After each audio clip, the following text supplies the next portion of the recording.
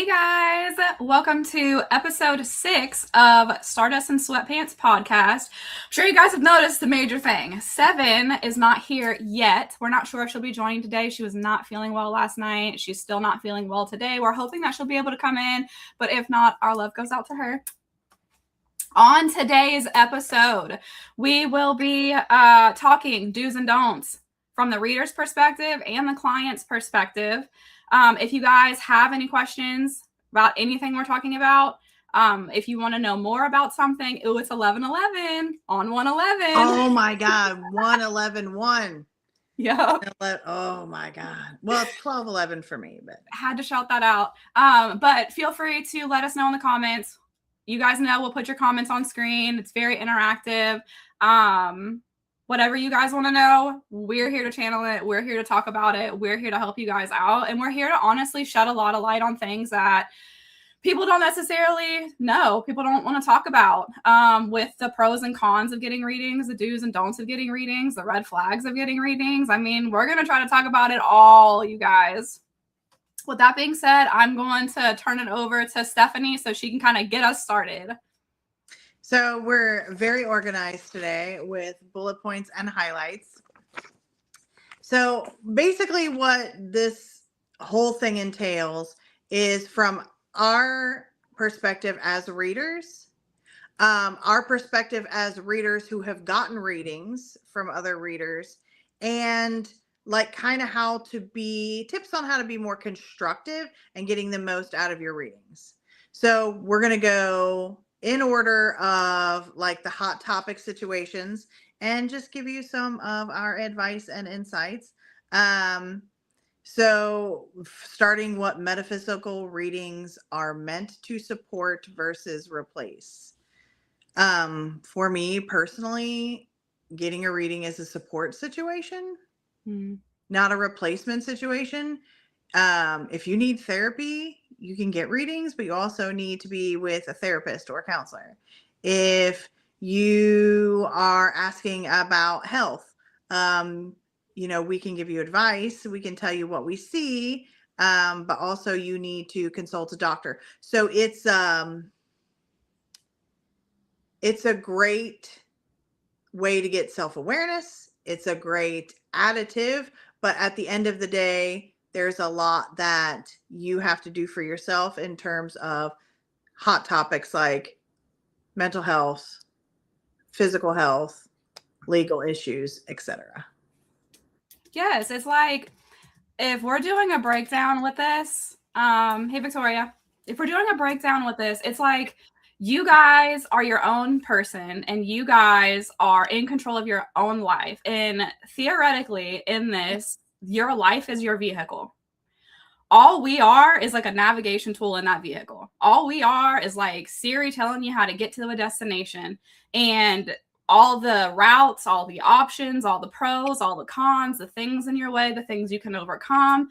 But we're not there to drive the car for you or to be you or to live your life for you or to dictate how anything is going to go. Now, and we're all individuals. I don't think that it's any other person's responsibility to take actions in your life except for you. Right. We're just guides. Yep. The next one is the role of free will in any reading. Jordan and I talked about this earlier.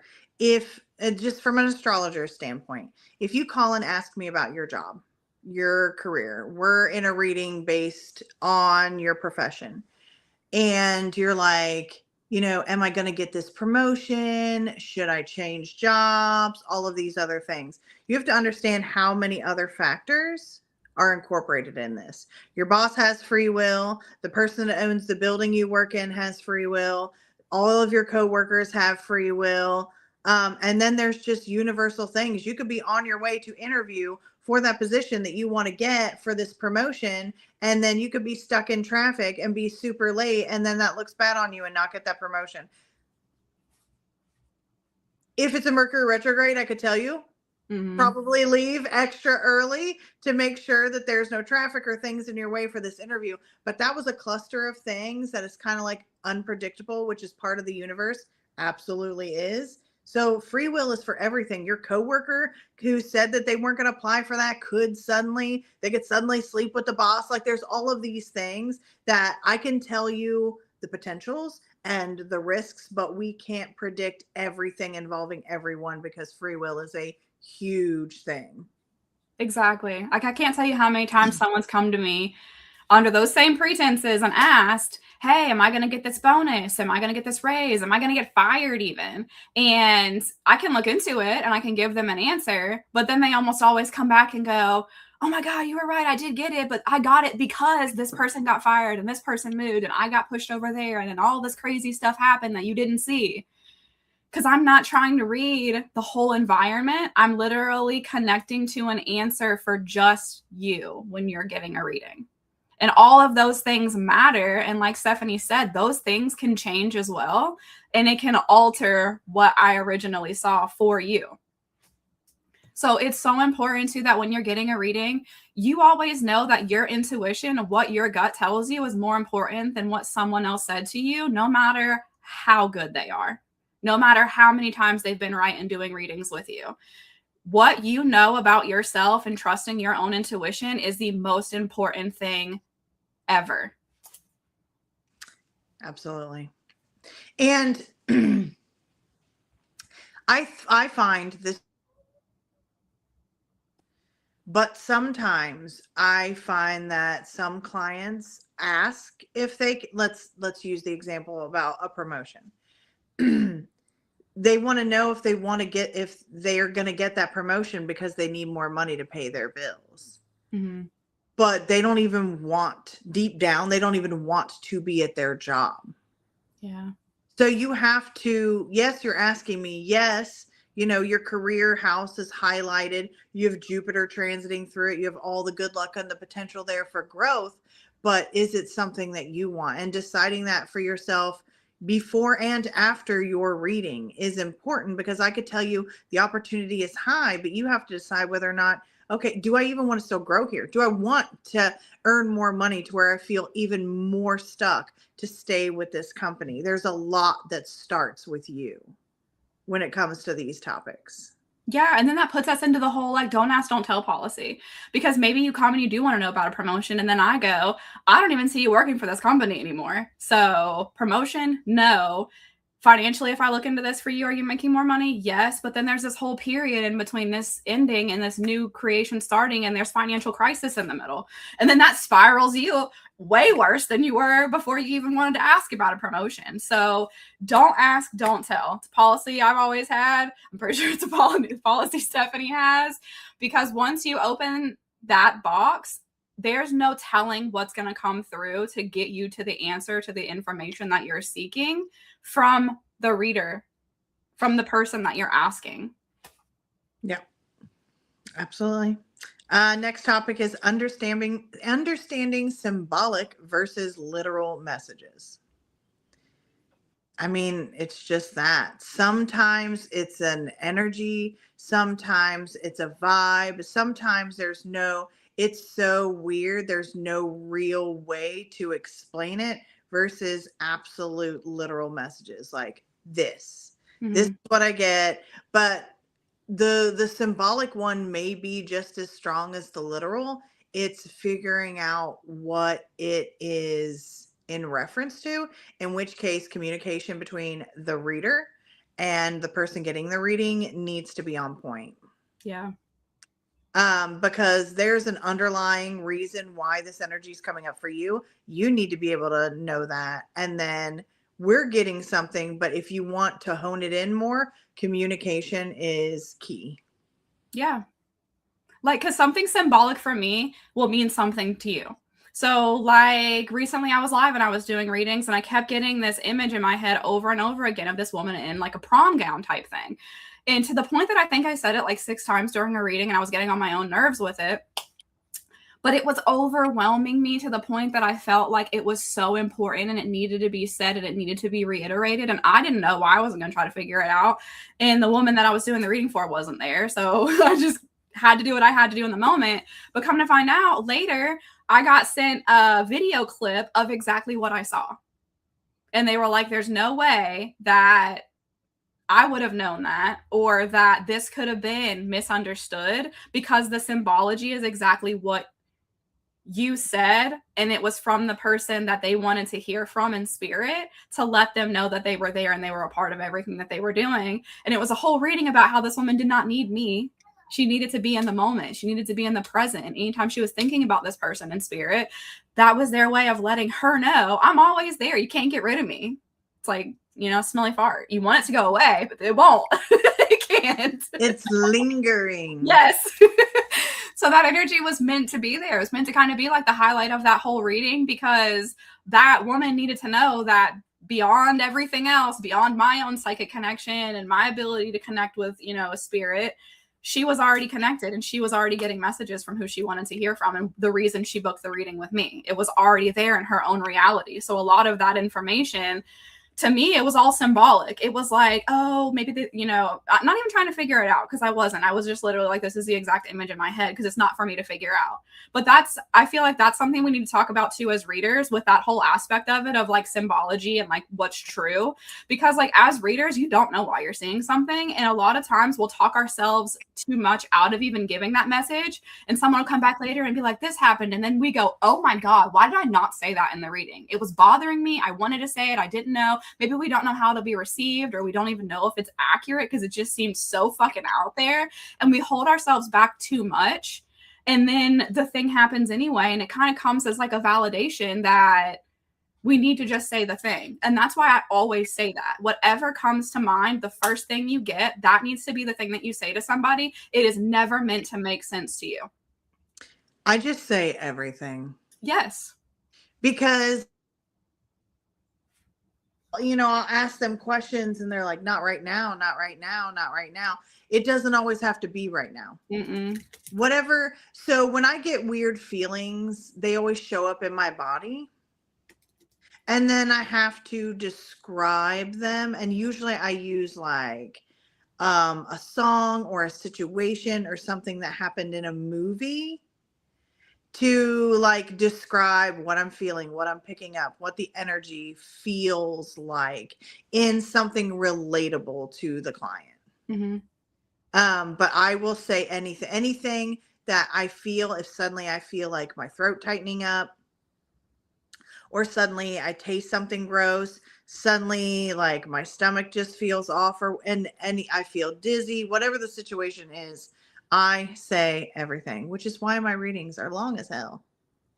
But it's important that we do that too from the reader's perspective, because the things you don't say will bother you later, because you haven't disconnected from the energy because you didn't give the information. So say you're in a reading and say you don't notice maybe in the moment that your back is hurting. You just think you're sitting weird, so you're adjusting and you're just like, oh my gosh. And then when the reading's over, your back doesn't hurt anymore, so you're really blaming the chair. You're like, oh, I got out of the chair, my back doesn't hurt anymore. But anytime you're interacting with that person, your back starts hurting again. And then finally you're putting two and two together and it's like, oh damn, maybe it wasn't me that whole time, maybe it was them. That's why it's so important to say what you're getting and say what you're feeling, no matter how it comes to you in each reading that you do as a reader. And it's important as a client to be receptive to any of that information. Like recently, I did a reading and I was talking to this woman about some gut health issues and something to do with the reproductive system. Wasn't her I was connecting to. I was connecting to her mother. And as soon as I said this to this woman, she was like, that's about my mom. She knew, I didn't. All I knew was I was connecting to this energy, and I knew not necessarily what to do about it, but I could see inside the body. I could see what was going on to give information to help her when she went to the doctor, to be able to maybe, you know, share this in a different context, or put more symptoms out there that maybe she wasn't advocating for herself for before, or even bringing awareness to her family because it was her daughter I was reading. But it's so important too, because if I wouldn't have said all those things to her, I would have continued to feel that way for a couple of days after that reading, because I didn't leave it all there. I get clients stuck in my head when I don't say everything. Yep. So I just constantly replay what that situation, and it's very annoying to have that stuck into your head because now you're trying to rationalize a message for someone else and you don't even know that person's life. Mm-hmm. So you're trying to come up with, well, maybe it was this, well, maybe it was that. Well, I don't even know if they do that. Like it's annoying. So I just say everything. Yep. Same. Kind of have to. Mm-hmm. The next one is how energy, timing, and personal readiness affect accuracy. Yeah. If take a minute, take a couple hours, take a day. When you freak out and book, and then you're still heated in a situation, and I find a lot that if you're still in your feelings about it, more than likely there's going to be projecting, there's going to be pushback, and there's going to be a whole lot of things that you're not ready to hear that you insist on hearing. Mm-hmm. Which means that you're going to feel some type of way when we're done with our reading, and you're not going to realize until later, like how things needed to go, how like the timing in which things needed to happen. If you're panicked, if you're hesitant, if you're scared to death to find out information, you need to ground yourself a little bit before you book and come into a reading, because it can affect a lot of things, including the dynamic between reader and client. Exactly. And that's what I was going to say too. Whenever you're already frantic like that, you're already giving your power away to someone else who doesn't need it because it's your life. You have to make all these decisions at the end of the day. Is it okay to get some insight? Yes, but it's not okay to build your whole life off of the insight that you got. I've had this happen way too many times, and it can literally be somebody coming to me going, am I going to move this year? And then I go, yes, you're going to move. Here's what I see. Here's the whole setup of the place. This is what it looks like when you walk in, this, and this.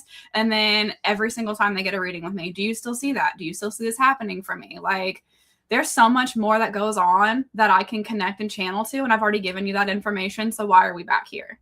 If I've already said it and it's already happened, and then it'll come to fruition. And then it's like, oh, this must be what you were talking about because this is exactly what it looks like. And this was the play out. And I did meet this person and it did lead me to this. And then all this stuff happened. And then they're like even more frantic because all that stuff happened. But now all of a sudden they don't feel connected to this place and they don't want to live there. Okay, I wasn't telling you had to live there. You asked me if there's an opportunity to move. Yes, there's an opportunity to move. This is what that opportunity looks like. And it could even be that that's just part of your manifesting journey to get you to where you're supposed to be, but it doesn't have to be that exact space. That was something that I saw. Remember Siri? In the Siri directions, this is a landmark. You got to pass this landmark to get there. If you don't pass this landmark, it ain't time yet. If you find this landmark, keep going. You're on the right path. That is basically what these markers are. It is up to the client, really, to interpret what the psychic is saying when we say stuff like that. If I tell you something like, there's going to be an opportunity with this person, you'll meet someone with this name, or this is what they'll look like, or this is the age group they'll be in. It doesn't matter what it is. All that you need to know is that, holy fucking shit, I saw the Burger King. I'm almost there. You know what I mean? Like, this is a landmark. You're passing it. You're driving. You're on the right course. Keep going. And if at that point you want to book a further and go, hey, I didn't really feel connected to that. I'm not really sure what to do with that. Was this the place for me? Do you see anything else for me in this? Fine. That's fine. But as far as like banking everything on one vision I got and a set of instructions I gave you, that's giving your power away. And then you get frantic and you're like, oh my God, well, if I don't, jump on this opportunity that she said, am I going to fuck everything up? That's why I always say you can't fuck up what's meant for you. You can't fuck up what's destined. All of these were things that were meant to happen, like landmarks, to get you to where you're meant to go. And I feel like that is another reason that people get so frantic with the whole, like, wanting a reading, not wanting a reading. Should I do this? Should I not do it? Because they give so much of their power they give to us as readers. And us as readers, we have to be able to look at that and go, no, maybe it's too much right now. And then like Stephanie and I were talking earlier about respecting it so much when clients come to us and go, yeah, so I'm leaning on you too much. I'm relying on you too much. Too much of what you're saying, I'm internalizing and it's becoming my life. I'm going to take a break from readings. A reader should never attack you for that. I don't give a shit how you say it to them. It should always be respected for you as a client when you want a break from readings, or the other way around, and the reader needs a break from trying to help you. It should always be respected no matter how it's coming, because it's not meant to hurt anybody. It's actually meant to help that relationship and help you in your own individual life. Everything about a reading is a connection.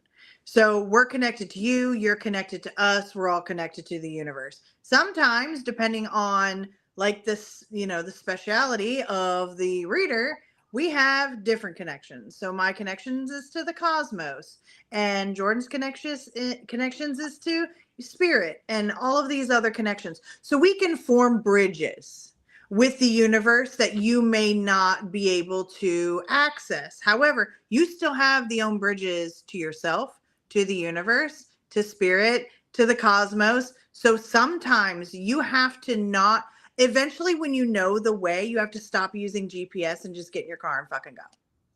Yep. And if all you ever do is rely on GPS and you're not learning your way, you might have to take a step back from readings. Mm-hmm.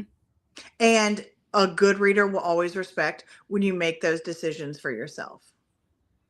And more than likely, we will have already picked up that you're becoming a little dependent on our connection to the universe as opposed to your own. Yeah. So if a reader ever says, girl, you can't make that decision without me, fire that reader. Oh, no. Immediately. Or if a reader claims to be 100% accurate all the time, fire that reader. We're not. It would be impossible for us to be. Even that shit where they're like, you should have checked with me before you did that. The fuck they should have. Who the fuck are you? They're supposed to. The whole point is you're the driver. It's your car. You got lost. Maybe you're not sure. You check in. You get back on the path. It's never, I always need this person to help me. That should never be true. No. And if they say they are, that is a red flag in a reader. Exactly. So the next one is the do's before getting a reading. Set a clear intention, not just curiosity or fear. Now, for me personally, I'm different. I love when people are curious. Yeah, same. I love when they're curious because holy shit come on their face when things start adding up. That's one of my favorites. But the fear, it's rough. It's like how you feel when your house is burning down and then the fire department shows up. And in respect to client reader, I would be the fire department and you would be in the burning building. That's a lot of energy to throw at someone. So when you get readings out of fear, not only do I have to do what I usually do in a reading, but like calm down the client. Yeah. So it's again, that grounding thing. Take a few minutes, calm down a little bit. You can still be worried. You can still be fearful, but don't be full on panic by the time we're face to face, your phone to mine, because we're going to spend a lot of time calming down and reassuring and not enough time getting to the concrete things that are coming up in the readings. Right. Victoria said, I've noticed I've done this, so that's why I disappear a few weeks sometimes. We've all done it. We've all done it as a client. We've all done it as a reader. This is the whole point of this podcast episode, is to share with you guys what we've learned. We've been every version of everything we're talking about. I've done it. Yep. Like I've thought about taking a risk in business and been like, I should get some insight in this. And then I'm like, you know what? Fuck that. I know what I'm doing. Like, and then just made the decision on my own. But sometimes I get a little worried and a little fearful and I'll pull that trigger and I'll say like, ooh, was that a good move? And then I feel like I need insight outside of myself. I can read myself I can read my chart, but also too, if I'm going to do the work, I also have to receive the work. That is a very real belief of mine. It's also important to note, since we're talking about a little bit about red flags and readers too, that a reader should never be like biased over the decisions that you make. So let's say you're in a relationship that maybe you know is toxic, and it's come up a few times in the reading that it's toxic, and you haven't done anything about it. The reader should never be dictating what you should and shouldn't do. Why are we still here? Why are you coming back? You're still in that shitty relationship. Nothing new is going to happen. Get rid of that reader. Nobody should ever be talking to you like that. And it's not a safe environment to be in, because what else are they projecting on you if they care that much about your personal life and what your personal journey is? I've had people follow me for 8 years and been in toxic relationships, and it's never changed how I interact with them, how I talk to them. I've even had people where I'm like, you know what? Respected for me, myself as a reader, I'm going to bench that topic and I won't read that topic for you anymore. Whether it is their family or it is a relationship or it is a neighbor or it's just something going on in their life where it has become toxic between them and I won't read it anymore. I'll read you on every single thing else and maybe something about it will come up, but you are already hip to the game. I've already told you everything I could and I'm burnt out telling you about it. So it just becomes a non-issue for me anymore as the reader, and we can move forward and I can read other things for you. But you should never have someone telling you that, you know, your life's just going to remain shit if you remain in this shit relationship and blah, blah, fucking blah. Because so many other things can happen and it can't all be dictated on one decision you make and one person that you're with. That's a projection from somebody who has not healed themselves, and they should not be doing readings, period. If I see a toxic relationship, I will point out how that affects the client, how staying in that relationship affects the client, the potential on how it will feel once the relationship has exhausted itself. But also in your chart is a time frame of how long there's a lessons teaching moment and time frame in relationships and when people come into your life. So is this a karmic relationship? Is this a lesson learned relationship?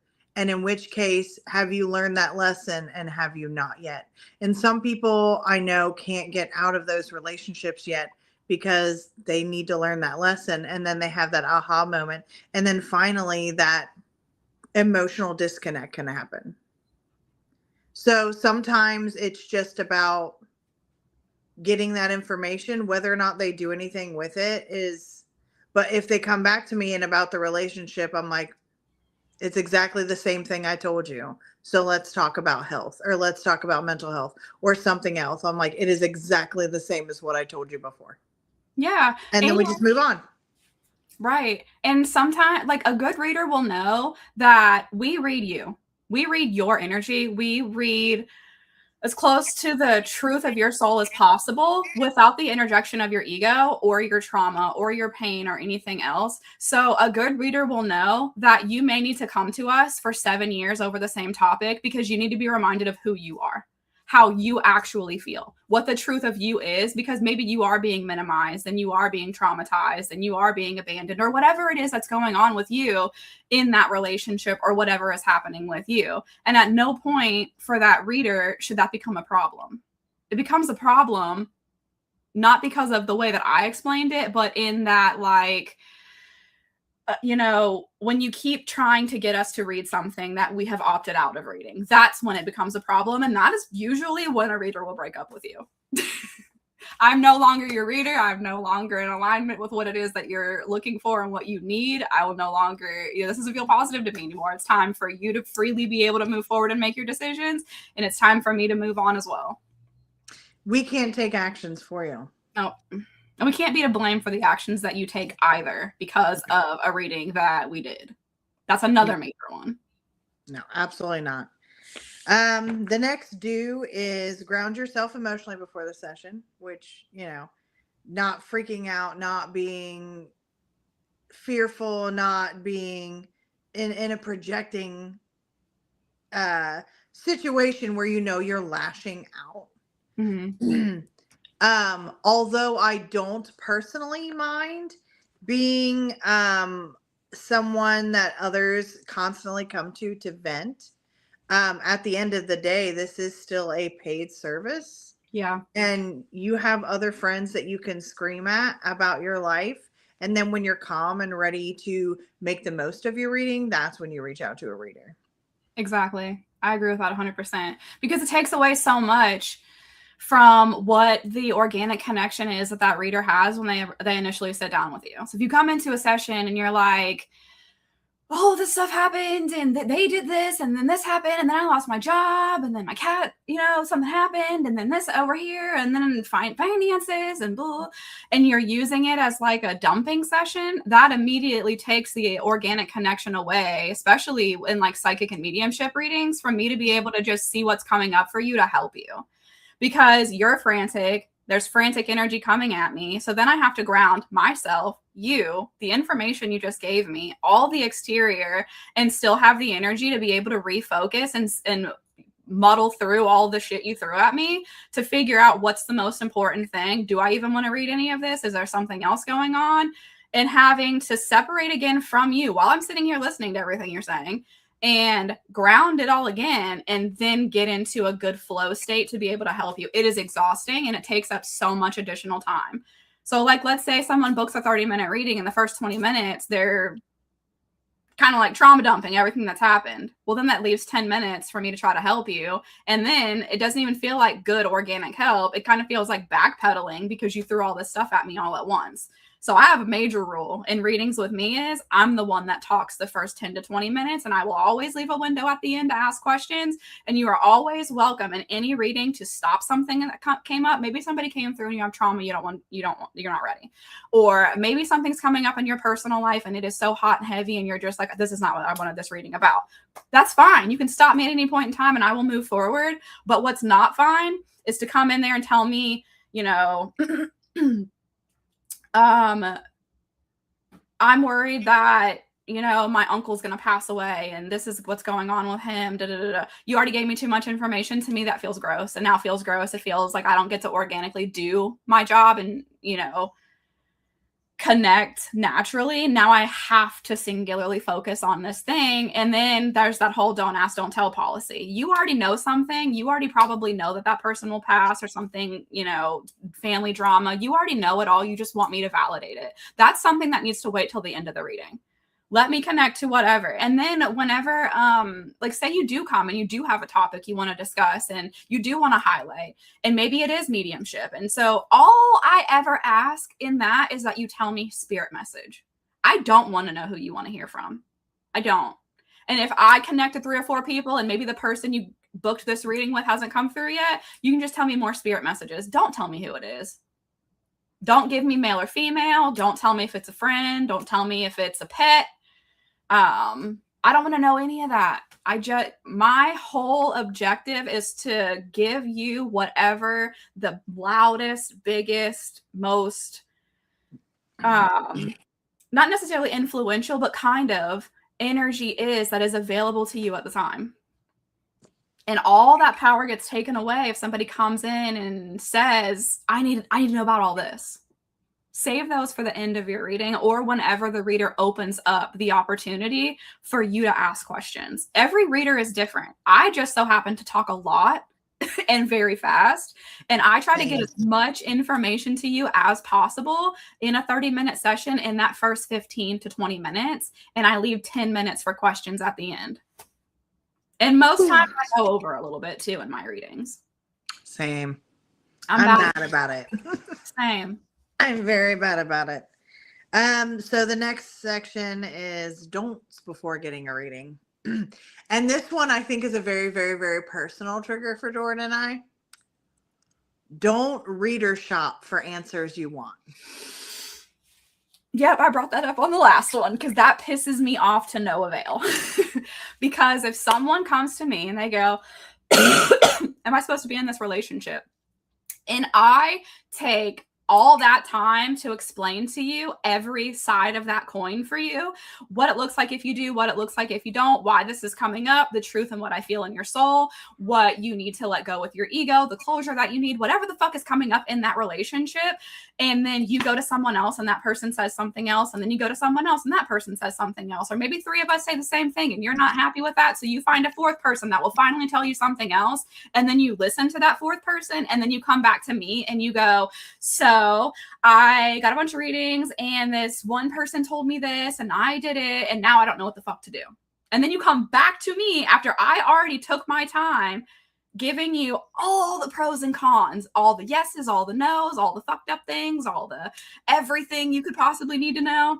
Maybe not everything, but everything I can channel, that I can give you, that I can see that you need to know on that situation. And then you do the polar opposite and come back to me to fix it. Why? Why are we here again? If that was the advice you wanted to follow, go back to that reader and let them tell you how to get through it. I work a lot of big events where there's multiple like vendors and readers in a singular room for 2 solid days doing their thing. Now, sometimes I will see people go to like a psychic medium and then head over to a Reiki session. Fabulous. 2 totally different things. Yeah. I've seen people go from like astrology with me to going and getting some sort of angel reading or whatever. 2 totally different things. But when I see someone hop from one reader's chair to another, 2 tarot readers, 2 different, oracle readers, and they're just going around the room, I'm like, that person is looking for the answers that they want, not what actually is. Yep. And at that point, if you're trying to construct your own answers, don't ask. Just do whatever it is that you want to do. I cannot understand getting validation where you are self-validating either staying in that toxic relationship or, all of these other things. It just doesn't make sense. And what you think that those readers can provide you with other than really bad validation. And I almost feel like it's a way for that client to also not take accountability. That's the big thing. If you go to 5 people and 4 of those people have told you the same thing, and then finally you find someone who will just tell you what you want to hear, how toxic is that? That's bad. It's real, real, real bad. It's real bad. The next one is don't treat readings as absolute fate. Yes, we were just talking about this with the whole Siri in the car situation. Yep. Landmark, not fated, destined. This is the end of it because this is how far you got. Don't ask the same question repeatedly, hoping for different answers. Even for me, the planets always change. Some things remain the same, and that's you. That's your birth chart. I analyze your birth chart and I compare it to everywhere. It does not matter what zodiac sign Saturn's in. You're a Virgo moon, right? There'll be certain periods of trials that you go through, but you are still you. Yep. So every time you ask a question over and over and over again, you're still the same. Mm-hmm. The answer is probably still the same. You might be going through something different right now, but you and the answer will still be the same. Don't waste your time on repeating yourself and asking the same question. Yep. If there's an opportunity for you and we see it, let it be. If there's not an opportunity for you, create it if you want one. So, how do you choose a reader for yourself? That's a big one. Yep. Intuition versus credentials. Finding balance. I prefer to work from home. Obviously, this is my space. I love it. I love being it. Right now, I am wearing like totally comfy clothes and no shoes, and I'm living my best life. But my favorite thing about doing like in-person big events is I see some people doing what they're supposed to do where they're just like vibing the room. And I love watching them either be like, nope to my energy or like get sucked right in. Or people that keep coming back and back and back to my area. And they're like, I don't know why. I just can't leave this booth. I feel like I need to talk to you. So I'm going to go ahead and book a reading. It's my favorite thing when people seek me out intuitively. Yeah, same. They'll be like, I just saw you. Don't even really know what you do. I just felt drawn to you and I knew I had to book a reading. I have no expectations of this. Tell me whatever. I love those. Maybe they're like, I don't even know what psychic mediums were. I'm just curious. Boom. I love those. You don't always have to have a monumental thing going on in your life or reason or whatever to book that reading. And that's fine too. Sometimes it is just, I was drawn to you and I want to know why. And that's why you book the reading. It's my favorite thing. Because I know that my energy is not for everyone. But when the ones find me, I'm just like, yep, they felt me out. Let's do this. But the credentials part of that is popularity doesn't always mean alignment. Yep. So you look at these really big readers on TikTok, on YouTube, on Facebook, whatever, just because they're super popular, just because you sit there and you listen into their lives or you watch their videos and you're super like, I really like this person. That does not mean that you personally are going to align with them or that they're going to align with you. At the end of the day, you're energetically seeking someone out, but you don't know that a reader may not like your energy. Yeah. You may not be their cup of tea. So right. Just because they're super popular doesn't mean that they're for everyone. Exactly. And I think it's important too, like, especially with like psychics and mediums, have you seen them live? Have you seen them live in like a one-on-one, or are you just seeing them piece together something the way that they want the narrative to go and they're posting it based on that? Are you seeing real action, real time, real results, real testimonies, you know? And if you are there any negatives? Because anyone who does readings at any point in time should have both. This brings up something that we didn't even talk about.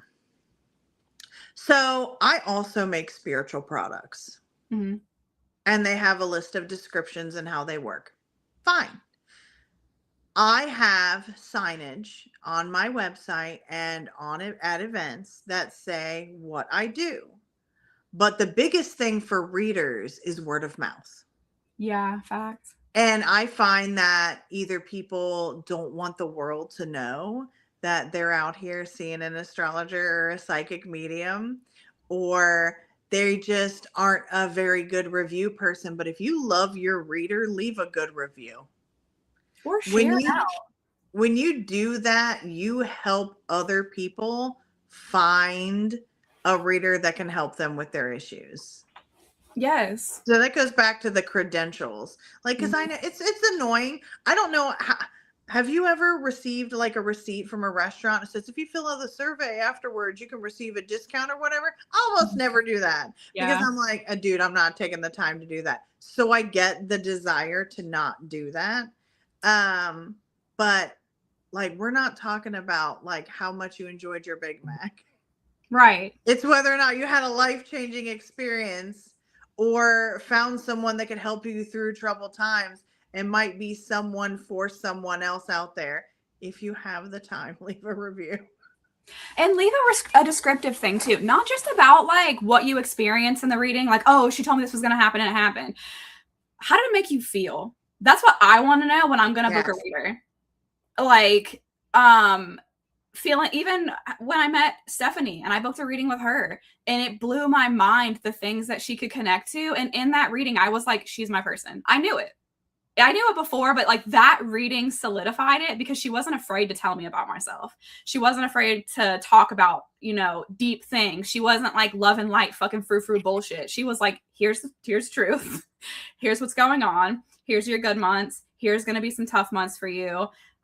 This is what you can expect. These are the things that are happening in your birth chart. It was so raw, and I love raw, and I love honesty above all else. And I loved that connection with her. And I was like, she'll always call me on my shit anytime I need to be called on my shit. She'll see me when I won't let anyone else see myself. She'll understand me in a way that other people won't, because that's the kind of reader she is. So if I was going to have someone book with her, that would be how I would say, if this is what you want, book with Stephanie, because this is exactly what you're going to get. So when you're telling someone about booking with a reader, why should they book with them? You need to be able to say all of those things too, and actually talk about the reader, not just what they can give to you, but like who they actually are. Are they blunt? Are they honest? Are they raw? Are they sensitive? Are they gentle in their approach? Are they supportive? Are they giving? Are they understanding? Are they nurturing? Like, what is it that you can use as a descriptive term to help someone else find what they need in getting that guidance moving forward? Because sometimes we're really shitty about talking about ourselves. It's like a block, like fucking everyone I know has. If Self-advertising feels so gross to me. Yes. And they're like, you need to put yourself out there more. And I'm like, I will literally die if I do that. I can't do that. And it feels gross. This is another thing too of something that I would leave a review on for Jordan. A lot of people, and I hate to say this, when they do their readings, it's bang for buck. So they give like a bare minimum in a short amount of time to keep you coming. Jordan fires shit off so fast that you're like, wow, that's a ton of information. And it's supposed to be. Some of these other readers don't do that. Yeah. Some of these other readers are not going over those time slots. If the message is that important, we stick with you. Mm-hmm. Even if that means we're a little late. But, or if I feel like somebody's listening to me, but they're not actively listening to me, and I got to hammer that home, we're going over time limits here. So being a person that will put extra effort, like they're in that 30 minutes, 1 hour, Jordan is dedicated to you in that time frame. And that is something that I would say in her review about her, so that people would know, like, 30 minutes doesn't feel like I can get a much out of that. Yeah, you can. You better get your camera out and record the whole thing. Yes. Walk out of it, you're going to be like, what the fuck just happened? Take notes. Yes, that's something else too I wanted to talk about. Like, I'm a human being. I'm a person beyond just being a psychic medium.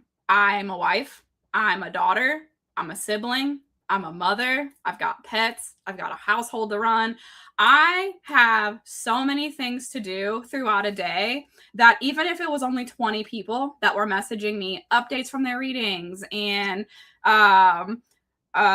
encouraging things and how the reading helped them and they want to send someone else my way or whatever. I love that. I love the support. I love the care. I love the validation in the readings. I love all of that.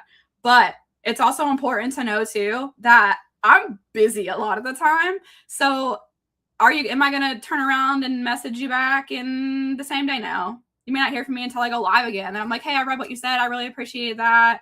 And sometimes I'll give you a reason and sometimes I won't for why I why I did or did not message you back. But at no point am I trying to be an asshole.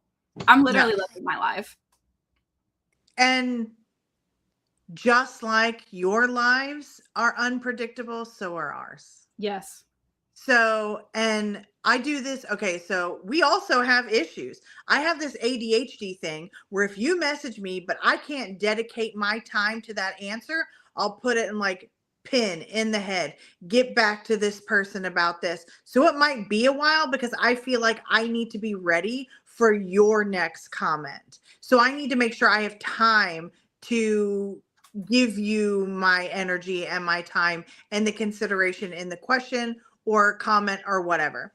The next thing is, and this is part of my ADHD thing, if I'm busy or I'm in a reading and a message comes through, I try not to check it immediately, one, so like the little bubble stays up, so I remember I need something to read. But every now and then my dumbass will tap on it, and then the bubble goes away, and then I'll get busy. I'll be in a reading. I'll forget about it. And if I forget about it too long, there's that guilt of being like, hey, sorry, I saw your message. But then 3 days later, I was peeing and I was like, shit, I forgot to comment. And now I feel like I can't comment. Yes. Because I've just forgot about it for 3 days dealing with life and everything else. And now I feel like it would just be a slap in the face for me to finally reach back out to you. So we're still imperfect beings, just like Exactly. everybody else. It doesn't mean we don't care. It doesn't mean that you don't matter. It doesn't devalue you at all. We have shit going on. Sometimes a lot of shit. Yes, exactly. And also, here's another reason that I super love taking notes myself and sending them to my clients is because one of my major pet peeves, and I'm not one for being mean, but I will be if it comes to this, is if you come to me and you go, you said XYZ, and I know damn well I never fucking said that, I have the receipts. Because I took the notes during your reading to be like, I'm not going to discredit the fact that a reader did say that to you, but I know damn well I didn't say that to you. And I will go look through all of the times that I sent you those receipts, and I will read through all that shit, and I will find where we did that reading together and prove to you I never said that shit, because I can't stand that. I can't stand when someone is triggered by something and uses it and projects it at me as if I'm the one that said that. Don't do that shit to me, because you won't like the outcome of it. I didn't like that you did it, and you won't like how I feel about it. It's so disrespectful. And then to go, okay, well, even if you weren't the one that said it, can you read it? No, now you pissed me off and I don't want to read that. And now it feels like a projection of my own ego. And if I do read into it, it's probably not going to be accurate information because now I'm mad. So that's not fair either. Don't ask me to do that. I can't stand that either. And I also do not like it if you already discredited another reader because you don't believe what they said to you, and then you bring that discreditation to me, and you also want me to play this game with you where we discredit another reader. No, if your intuition didn't vibe with it, why do you need me to validate that? You don't. Whatever they said to you is what they said to you, and it has nothing to do with me, and I will not be looking into that. I hate that game. I will not play it. As a reader who's been with other readers, like consistently, not everybody works the same way. I know people that are like, I don't know why I say all this stuff. And I'm like, you were always picking stuff up from way far in the future or whatever the situation may be. Or would I ever discredit another reader? Yep. And not to mention that, but everyone reads things a different way. Everyone picks up, we're still ourselves. We prioritize information. People have draws to certain energy. For instance, I don't know why, I'm a trauma draw. Mm-hmm. I pick up people's shadow. The second I pull up somebody's birth chart, boom, shadows. That's what I see first. And then I have to refocus back down into the basics and ground the reading and do what I see. But that is just what I pick up, which is why my specialties in astrology are what they are. Right. Other people are going to pick up other things. That doesn't mean that what they said was wrong. It's just not what you're prioritizing right now. And that's your priority, not the reader's. Right. That's why you need to ask questions. If you have a priority in mind, ask the question. If you want career, if you want relationship, ask about those questions. However, just know that for me personally, if I'm picking up a little bit of that answer, but it is not the overall vibe of the reading, your priorities may not be where they should be for what's coming up or what you're going through now. And in that case, it is your choice to take what I give you and redirect your priorities, or you still get your answer from what your priorities are and just keep on trucking, knowing that there's something in the background that could be coming. I also really cannot stand it if someone comes to me and they go,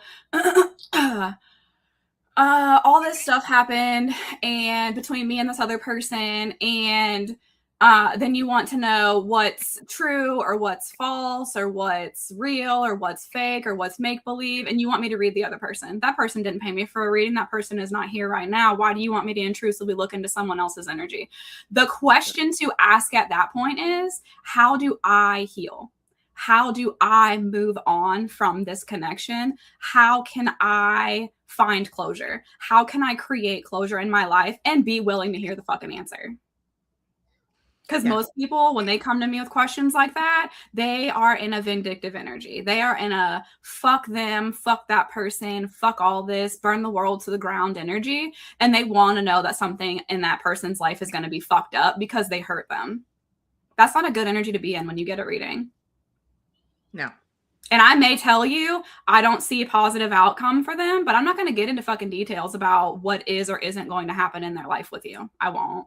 I'm not that reader. I'm not that person. And if someone is doing that, then you should be questioning who they are and what their morals are. Because odds are, if they're doing that to people that you want to read, they're doing it to you when you're not allowing energy, exchange for them to be reading you. They're doing it about your life. They're doing it about your loved ones. They're doing it. I mean, I would never trust somebody like that. Even if somebody came to me and said, oh, you got to be careful because I feel like this is going to happen to you. And it's going to be because of somebody else. That's fucking weird. Yeah. I don't like that. I immediately just don't like you. As a rule, generally, I won't read somebody else's birth chart without their consent. Yep. Now, there is a situation, it just depends. You ask me if I do it, because there's a lot of variables.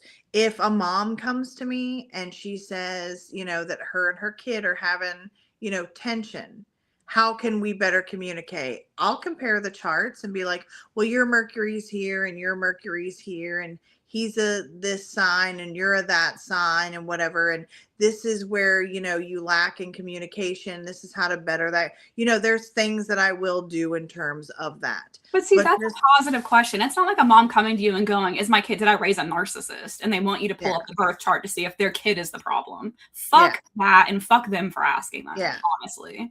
So, but and don't get me wrong, in my personal life, I'm petty. I have roasted the shit out of my friends' exes.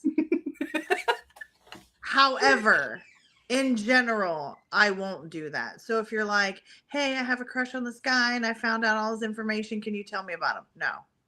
Yeah, it'd be different if you say you're a Cancer and then you find out he's a Scorpio and you're like, are these signs compatible? What are the pros and cons? And you want to hypothetically know something like that. But then you also need to know that you're not giving all the information, so you're also not getting all of the information. No, just sun sign to sun sign is bare minimum. Truly. So you can't base your whole decision on whether you would be a good fit with someone based off of just that alone. Yeah. And then also world topics. I tend to not, what's going on in the world. I might give in my updates or whatever, some things that I might, this is going to be a rough year, y'all. Yeah, we said that in the prediction. Yeah. For the US, it ain't looking good. Right. But honestly, my main focus is, when you get a reading for me, let's talk about you, right? Yep. The United States has a birth chart. The United States is going to be going through things. We are, I don't think we have any other countries, but we're a part of that collective. But the only thing that you are in control of is it starts with you, and it starts at home, and it starts in your community and your car and your phone and the roads that you take. It's get back in. I don't want clients freaking out so bad about the state of the world that they can't live in their own lives. That's not where you want to be. Yeah. Because the only thing you are not in control of this situation. Mm-hmm. You are not in control of when we're talking about the United States and 250 years of existence and the outer planets, and it takes 30, 40, 50 years for them to go, these cycles that are going to come around. You only get to see it once. You're in that moment once, but this is the cycle that you are a part of for right now. So let's talk about you. Yeah. You're just a little tiny part of an overall thing. You're in control of this part. While you were here is for your community, for you, for your family. Let's talk about that. I don't want people worrying about things that they're not in control of, because a lot of people stress way too much out about things that they can't even control. Yeah.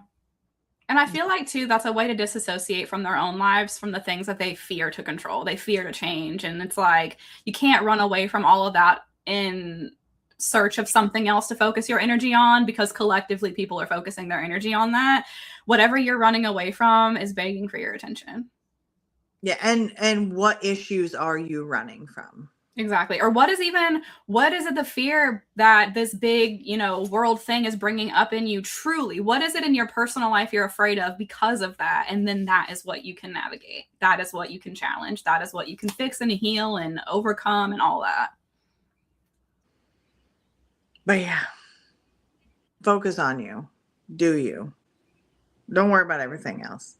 And if a reader says that and I hate to say it, because in the metaphysical community, when you talk about like, not even just a little bit outside of the readings, in somebody is going to do energy work or whatever, or somebody that does, if they do ceremonies or rituals or whatever, if they tell you that they will do something to someone else for you, run, because you're about to get blacklisted in karma. Yeah, fucking fact. You can't do that. You never should do that. And anybody that would offer that service is an immediate double red flag. Yep. So I completely agree. It's one thing to want to separate your energy from someone. So let's say you want to do something where you want to do like a cord cutting because you're still being overly influenced by their energy and you feel like you just cannot move forward and you can't get them out of your brain. That's one thing. To go and do something kind of like ceremonial for yourself, and to seek someone out who maybe has the knowledge of it that can give you tips and tricks or even like a tutorial, but at no point should they ever be like, I'll just do it for you. For anyone who's seen me live, if I pick up that someone has an attachment, meaning a negative energy is built around them, or they've picked up something super negative from someone else, I always tell them, I can move it, I can't take it away. You got to do this yourself. And I will tell them exactly how. You can use sound, you can use vibration, you can use sage, you can use sunshine. I mean, there's a million fucking ways you can do this, but at no point am I ever just like, hey, go to my page and book that $700 fucking demon removal with me, and I'll happily take that shit off of you. It doesn't work that way. And even if you pay someone to do something like that, odds are they're going to make it worse. It's not going to be better. You've now signed a contract with them, meaning that they kind of have ownership of your energy, and shit just gets real fucking bad. And then having to navigate back out of that is a nightmare. So you have to know that you are the tool. You are the divination in anything that you're doing, and no one else should be doing these for you, especially when it comes to hurting a third party. When I offer services to do cord cuttings, I am offering to use my energy as a place to hold space for you while you do something difficult. Yeah. But before anybody even books with me, before the Venmo payment has been received, I let them know. I will talk them out of it. If you're not ready, this doesn't work. This isn't a fix-all. Yeah. Because I could come to your house and get you and move you to a deserted island. Took away any forms of communication. Your thoughts, your feelings are still connected. You have to be willing to not text back. Yep. You have to be willing to not unblock them on social media. These are your decisions. You have to be ready for it. It gets easier after a cord cutting, but the cord cutting only works if you're ready. Yeah. And my job is to hold space and to put a little bit more oomph into it. But you can do a lot of things on your own. Releasing is a choice.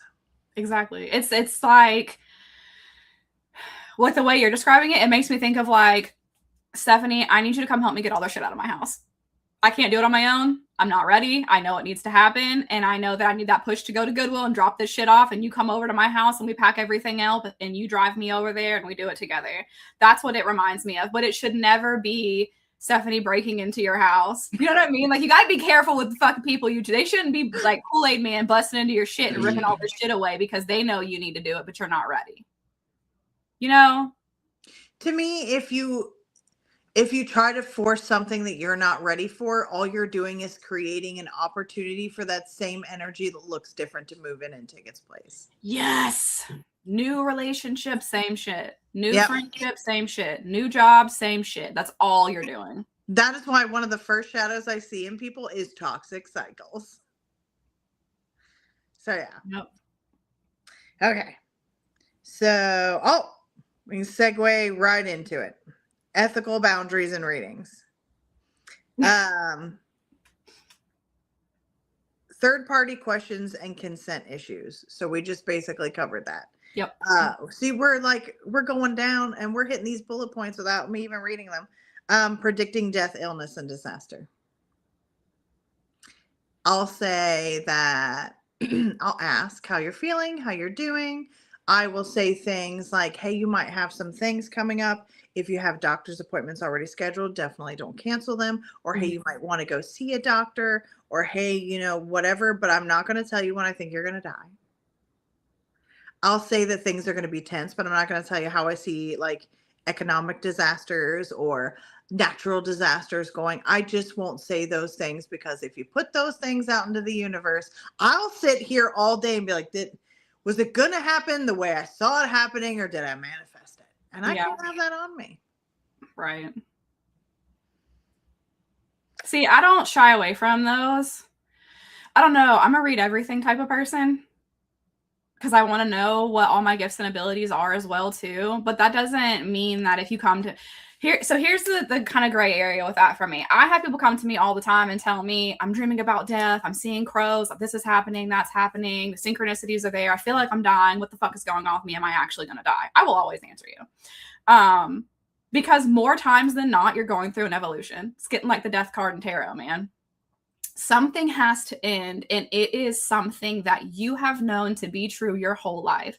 It would be kind of like you're getting married and you're changing your last name, and now you have to relearn how to write your signature because this monumental ass change just happened in your life, and now you need a new photo or a passport, or got to change the name on your house, got to change the name on all your bills, got to change everything everywhere because now you are this new version of yourself and this old version of yourself, while they still exist, they're not steering and in control of anything anymore. They are gone.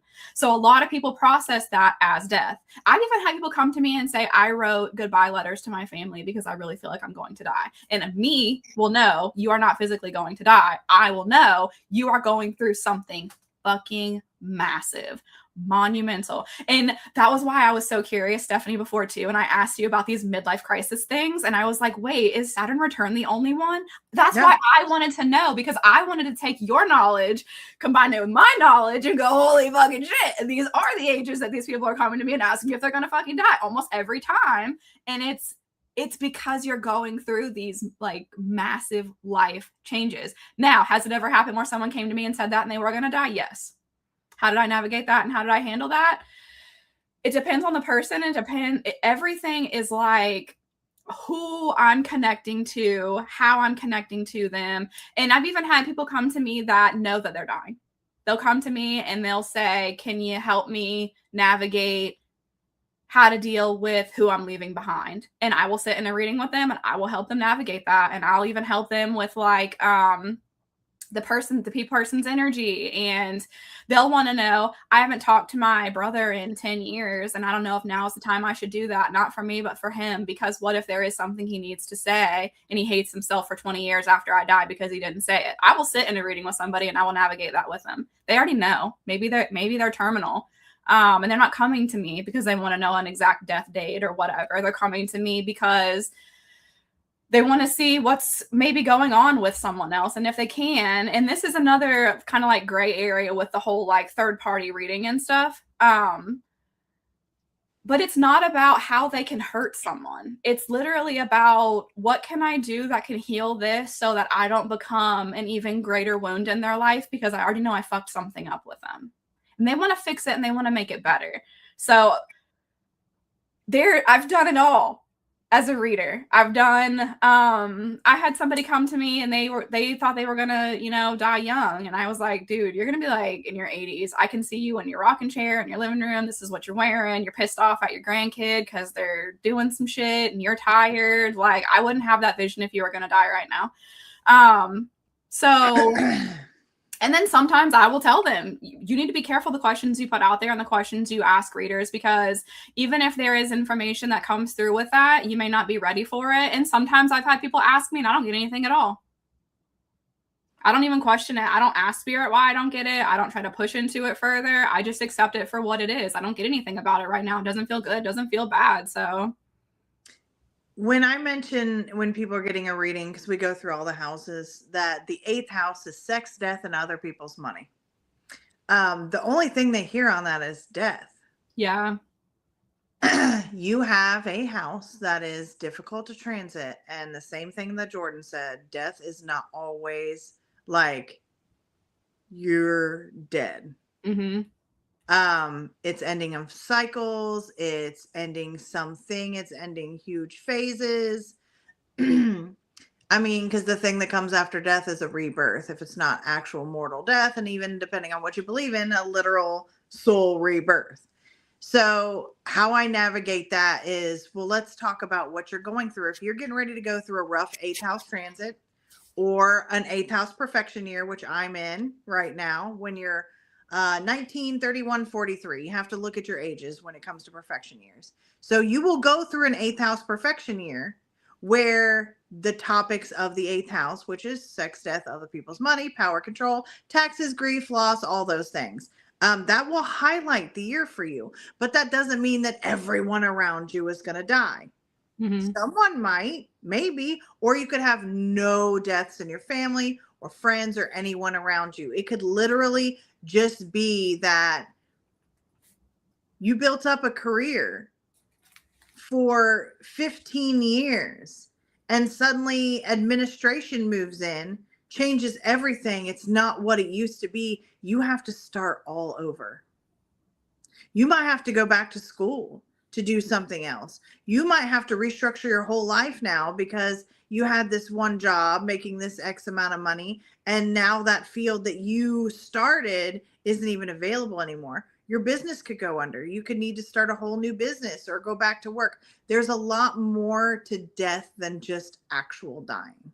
There's a lot more to loss than sometimes the shit that you lose is shit you don't need. Yeah. And then sometimes grief is delayed and grief is thrown in your face real quick so that you can move on to the next process. Why am I feeling all of this grief now? Because you need it now so you don't have to deal with it later when you should be making the most of your next thing to come. Right. Exactly. And it's important too to like know when you are, especially in like the gifted community, highly intuitives, empaths, things like that, people like that. I've also had situations where someone will come to me and say that they know that a woman is going to die and they don't know why. They keep having dreams about it. They're seeing it on every commercial. It's on every radio station. Shit's coming out of the woodworks for them to get it. They're freaking the fuck out. They don't know who they're supposed to give this information to, why they're even supposed to know it. So many things like that. And they'll book a reading with me to find out. Why the fuck is this going on? Why is this what's happening? And more times than not, it's because it's something that will influence your everyday. Meaning, this is another one that last year I did, and a woman came to me asking a question like this, and I told her that it didn't feel like an emotional death, but it was a community death that was going to be huge, and it wound up being exactly that, where it was like somebody that was big in their community that she had worked with before, so she knew a little bit about them, but because of the community connection and what they lost as a community and how that changed things in the community, and the new shitty person that got put in their role and how that changed things, that was why she got so overwhelmed by knowing the woman was going to die. Spirit was trying to let her know, hey, you may be moving because you need to get the fuck out of here because you've been supposed to move for a long time and you stayed because shit was okay, but now shit's gonna get real fucking bad and you're not supposed to be here. So the whole truth of the message was she wasn't supposed to be there, but she got it in a really scary fucking way. Because for her, it's like, oh my God, is it me? Like, I'm a mom, I have kids, I have people that rely on me. And she was getting all of these messages about this woman that was gonna pass away. Until it happened, or we did the reading and I told her it was community based. The energy was so frantic. She didn't want to sleep. She didn't want to watch TV or listen to music. All the things that she enjoyed, she was cutting out of her life because she was horrified. And she wasn't able to actually live because she's an empath, she's an intuitive, and she was connecting to this. So another big aspect of those messages, especially connected to death and the fear of death and everything, is it even mine? Sure, it can influence you because it's maybe someone around you and the, aftermath of it can influence you, but is it even yours? Why are you feeling it? Being able to separate yourself from that and pull away what it is you're meant to know because you're getting that message. Are you meant to know that you're supposed to make that phone call? Are you supposed to, visit that person? Are you supposed to spend a little bit more time with that person? And you have to be able to trust your intuition when those messages come up too. You don't need me or any other reader to tell you that. Whatever comes up when you feel that way, you need to be able to trust yourself and choose an action. Like Stephanie was saying earlier, action is so important. We live so much of our lives in our heads. And we get so lost and we get so confused and we make so many mistakes and so much shit happens because we're not choosing action. We're waiting. And that's not okay. Or to me, not taking action is a fear-based response. Mm-hmm. To me, I mean, there's action and reaction. This is why they're opposite. When you are living in fear, you're the fear responses, fight, flight, freeze, fawn. You're just reacting to the world. You're not actively in it. Right. So the next is after the reading, integration and discernment. How to sit with a reading before acting. Now, for me specifically, sometimes time frames when you come to me can be short. Mm-hmm.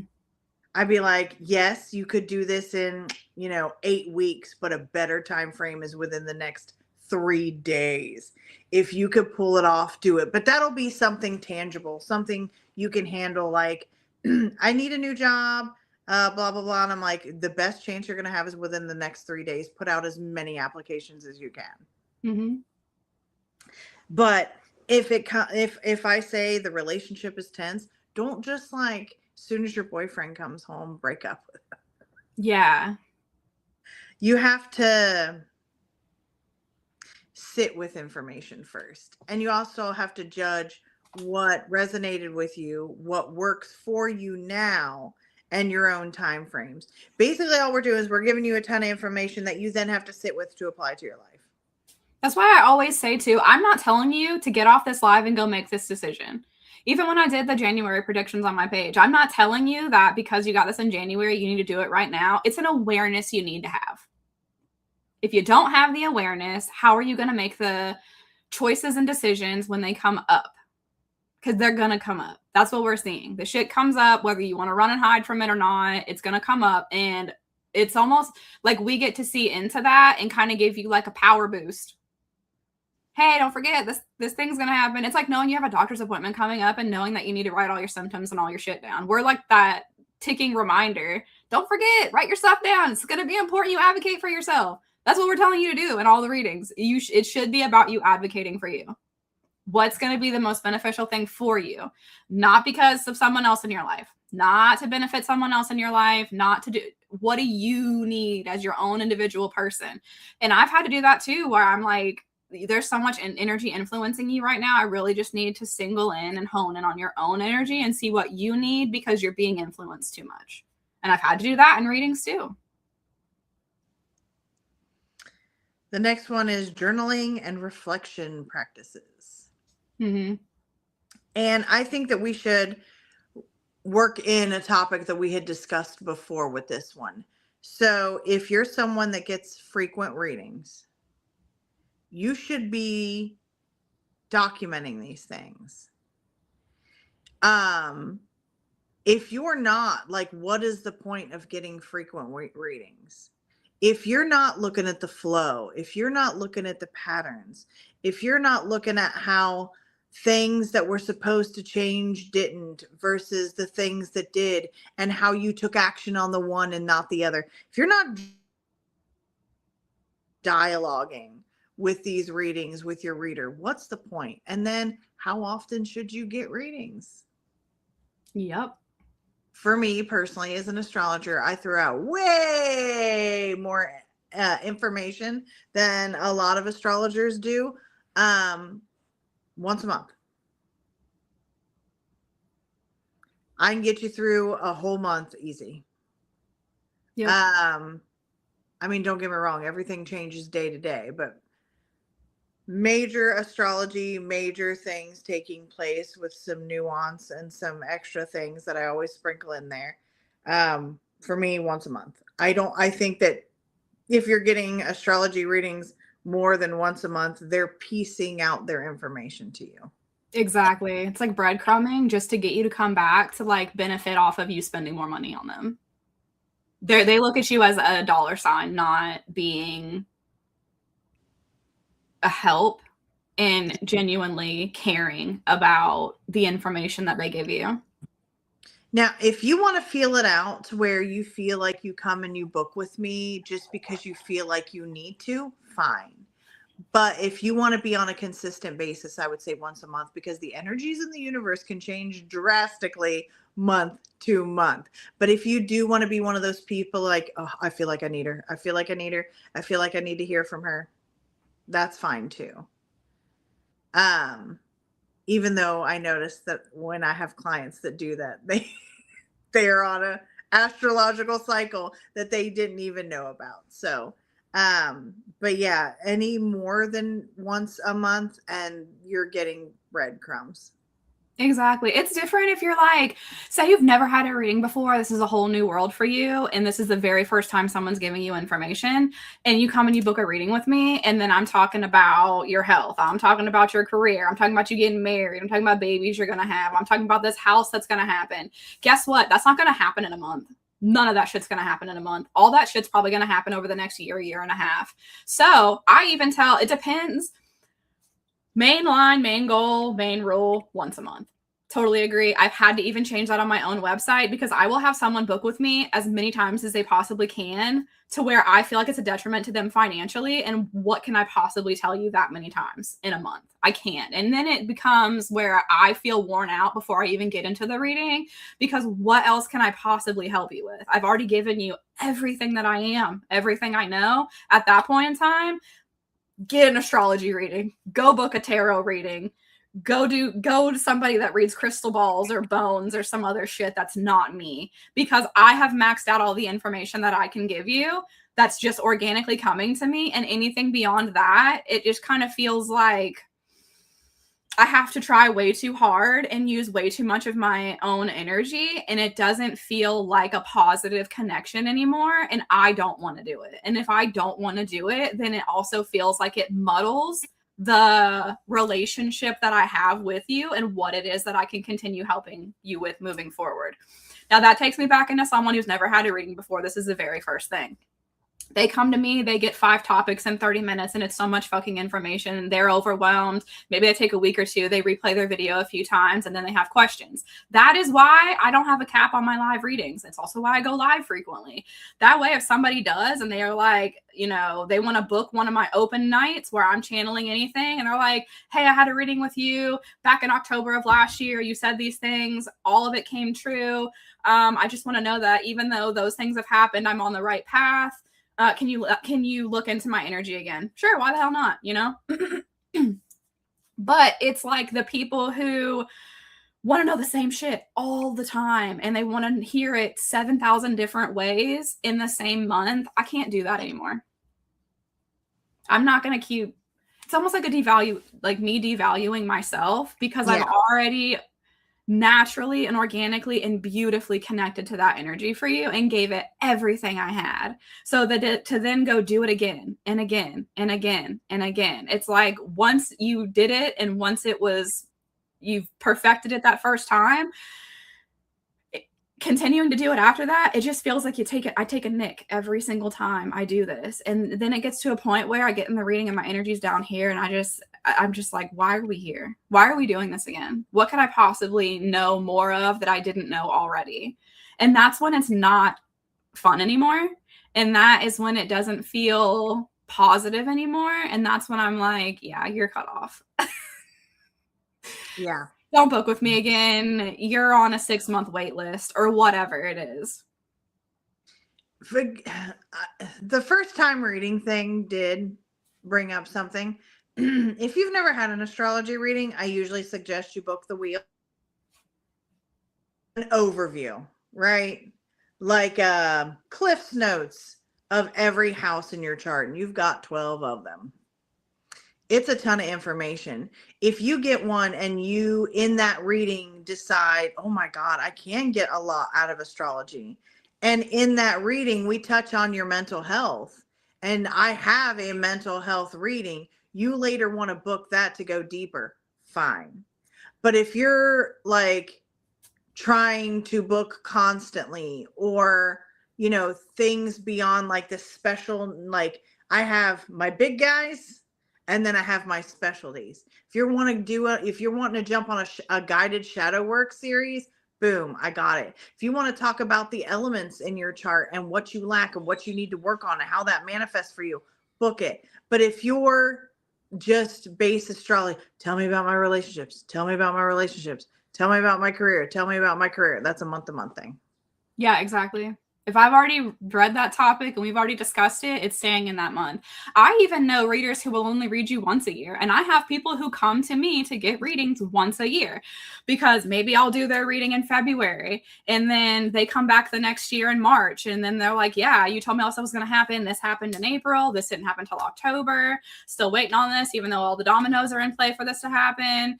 Or they give me all the updates from the year prior. But they're willing to just go live their life and see what the fuck happens, even with all the stuff that was told to them in that reading. And they strictly stick to, I only come to her. I only go to her once a year. I want to see what the updates are. I want to see what the big energy is. And those are usually people who come and book an hour session with me. Because when I tell y'all, that is so much information to give. If y'all thought y'all got a lot in 30 minutes and you booked that hour, woo! I'm almost exhausted after those readings. Yeah. Because I have looked into almost everything I could possibly look into for your life. And that allows so much time too that you could ask, like, say you're married and you've been noticing this weird cough in your spouse and something comes up heart related and you're like, you know, you said something with the heart congestion and stuff, and I'm curious if it is my spouse. I don't really get a connection to that, but here's the symptoms with them. And you want me to validate that. Take them to the cardiologist. I'm always going to tell you that. I'm not a doctor. Don't claim to be. I never have, never will. Yep. But I can at least go, I emotionally don't get a connection to that. If I don't feel like it's that person, or if I'm like, yeah, definitely, absolutely, I feel overwhelmed now that you've brought that up and you've kind of pinpointed where the energy could go, I do get a connection to that. It's very important that you take that person. And then I've had people come back after a reading like that a year later and go, holy shit, you saved my spouse's life. We didn't even know to look into that for them. There sometimes would have never made us believe we should have taken them to cardiology, but we pushed for it and we found out that they have this issue. And you know, we went, they had the procedure. You said the procedure was going to be fine. They were going to come home. Everything was going to get better. And that's exactly what happened. But, you know, like, still in that energy, letting all that stuff play out before you come back and ask me again. Like, if it hasn't happened yet, let it happen. And then if you want to see what else is going on and what the next thing is that's coming up, let's do it. I'm game. That's fun, you know? It's frustrating when they don't even let it play out. Mm-hmm. So like honestly, this wasn't even like a real reading. I was in an event. It was getting pretty slow. I decided to trade with another reader and I saw some health related stuff for her. And I won't tell all her business, but I saw in her chart some things that had been an issue before. And I said, hey, you got any doctor's appointments coming up? She's like, yeah, but I'm probably going to cancel. And I'm like, don't. That thing you used to have is probably back. Yeah. And she went to the doctor and it was back. However, had she come back to me and says, How do you still feel about that stuff coming back? That's dumb. Yes, we can't. What do you want me to do? It's, That's what I want yeah. to ask every time. I'm not there. I'm not there to help you. I'm not living life with you. What can I possibly do that would be beneficial to you at that? And then it feels like wrong of me to be accepting money for a service when I've already given you the information. It makes me feel bad. Like you could have taken this money and done something for yourself or something else with it or saved it or whatever, and you spent it on me and I don't feel like I can help you. It makes me feel bad.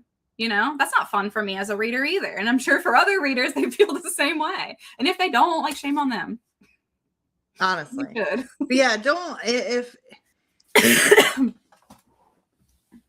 reach the climax of what we talked about the first time before we add more information for the second time. Yeah. And especially like with topics like health. If I tell you something might be wrong, get it checked out.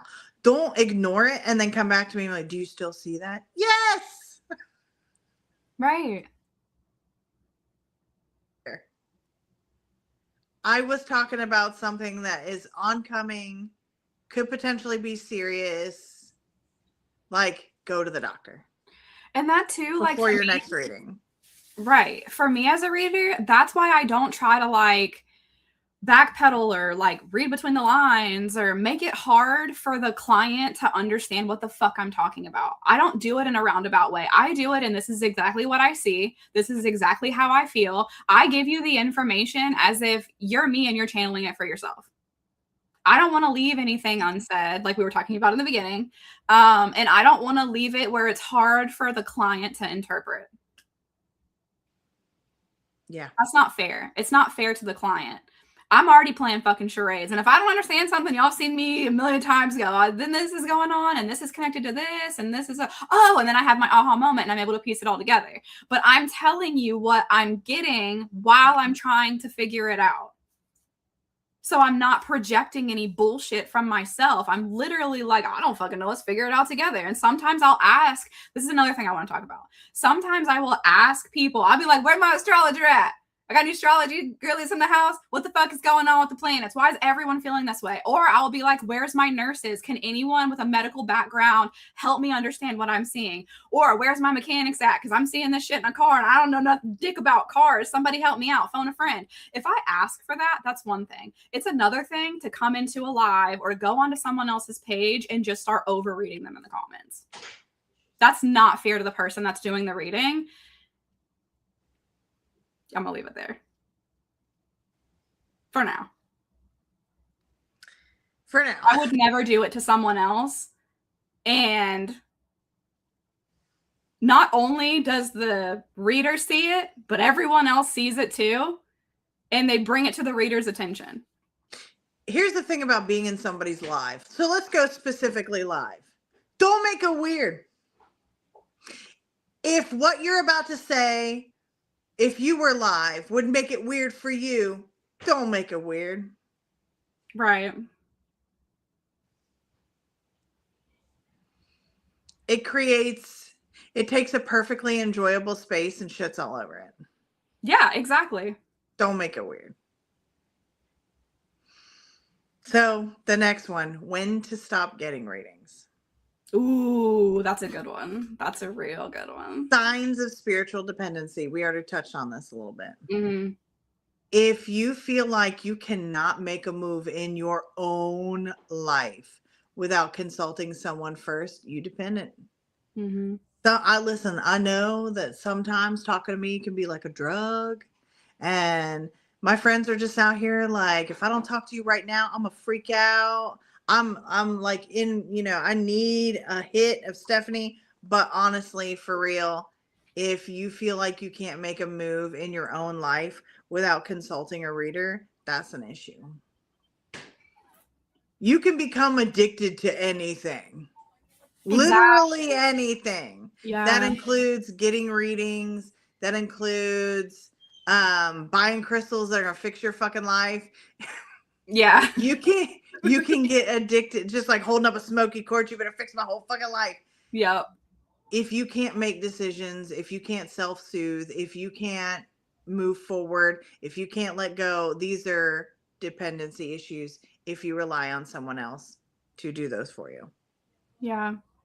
Because as a reader, if you're a good reader, you're going to get in that and be like, how can I even help? That's all we want to do. How can I even help? And if I feel like I'm a hindrance and not a help in this situation, I'm going to shut down.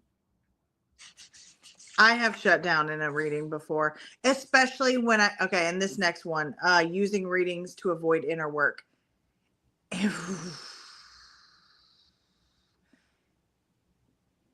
If I see in my reading that you're going to take this hour of information I'm going to give to you and not do a fucking thing with it, I'm going to give you the information, but I'm removing myself energetically from this reading.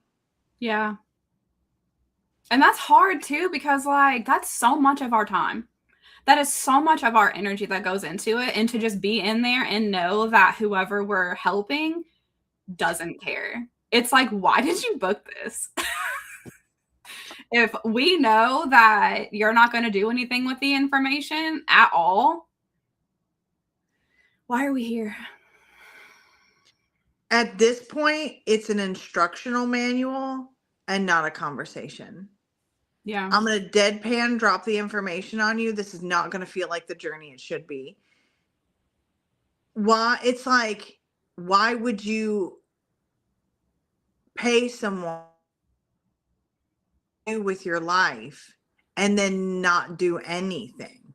Mm-hmm. Not micro things, because I am like, this is a conversation, and we'll start small, micro adjustments in your emotions or how you behave or how you think, your thought processes. We'll start small. I'm not telling you that you need to do this one big thing right now or it's over. We start small. These are micro adjustments that you can make in your life. But if you're coming asking for what can I do for myself and then you don't do anything for yourself, that's bruh. Mm-hmm. And then you do it again. And then again, it's soul crushing because you want to help this person. You want to be a part of their journey. You're giving maximum effort and they're not in their own lives. It's frustrating. It makes me a defeatist. I'm like, well, am I doing a fucking thing for these people? Yeah. And then it's hard for us too, because we want to help so bad and we can see both sides of it, to like decide the moment that we pull the plug. And it never feels good. It's never fun. We're not over here like, yeah, fuck that bitch, I got rid of her. Ah! It's never that. It's like, we know the journey has come to an end for whatever reason, and that whoever it is needs to be in their own energy, because nothing has been accomplished, or very little has been accomplished in those interactions. And now they just need to figure it out on their own. If you want to look at it like if energy told a story, this is how I get when I have clients that consistently won't do anything for themselves. Mm-hmm. And I know I need to let go of that client. It's like driving around with a wounded dog. And this dog just won't go anywhere. So now I have to drive around until I find a good enough spot and a safe enough spot to just drop it off. I want to help this injured thing. I want to help heal those wounds. I'm looking for where they're going to get out of the car, or if they're not going to fight the vet when I get there, but consistently they won't get out of the car. They won't go into the vet. So now I'm just driving around with this wounded thing that I want to do something good for, but it won't help itself. So now I just have to drop it off in the safest place I can find. Exactly. It sucks for you and us. Notice how nothing she said was malicious right there. It's not like she's not going having a party. She's not celebrating the fact that this has ended. It's just literally like, I know that I am no longer a fit, and I know that what I'm doing is no longer that helpful, positive connection that it initially was. And I know that I need to be removed from this equation so that person or dog in this situation will seek fucking help and will get the right help and will meet the right people, because now I'm a hindrance because I've been driving it around for too long. Yeah. I hate that whole connection to like weaponizing somebody because they have grown beyond the connection where they can help you. That pisses me off to no avail. Yeah. But unfortunately, it does happen. All the time. All the time. Emotional burnout or confusion.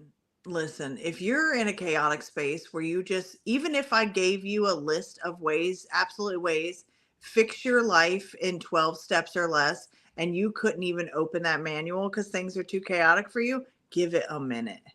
Yeah. Take a break. Mm-hmm. Reconnect with you. Let some things fall away.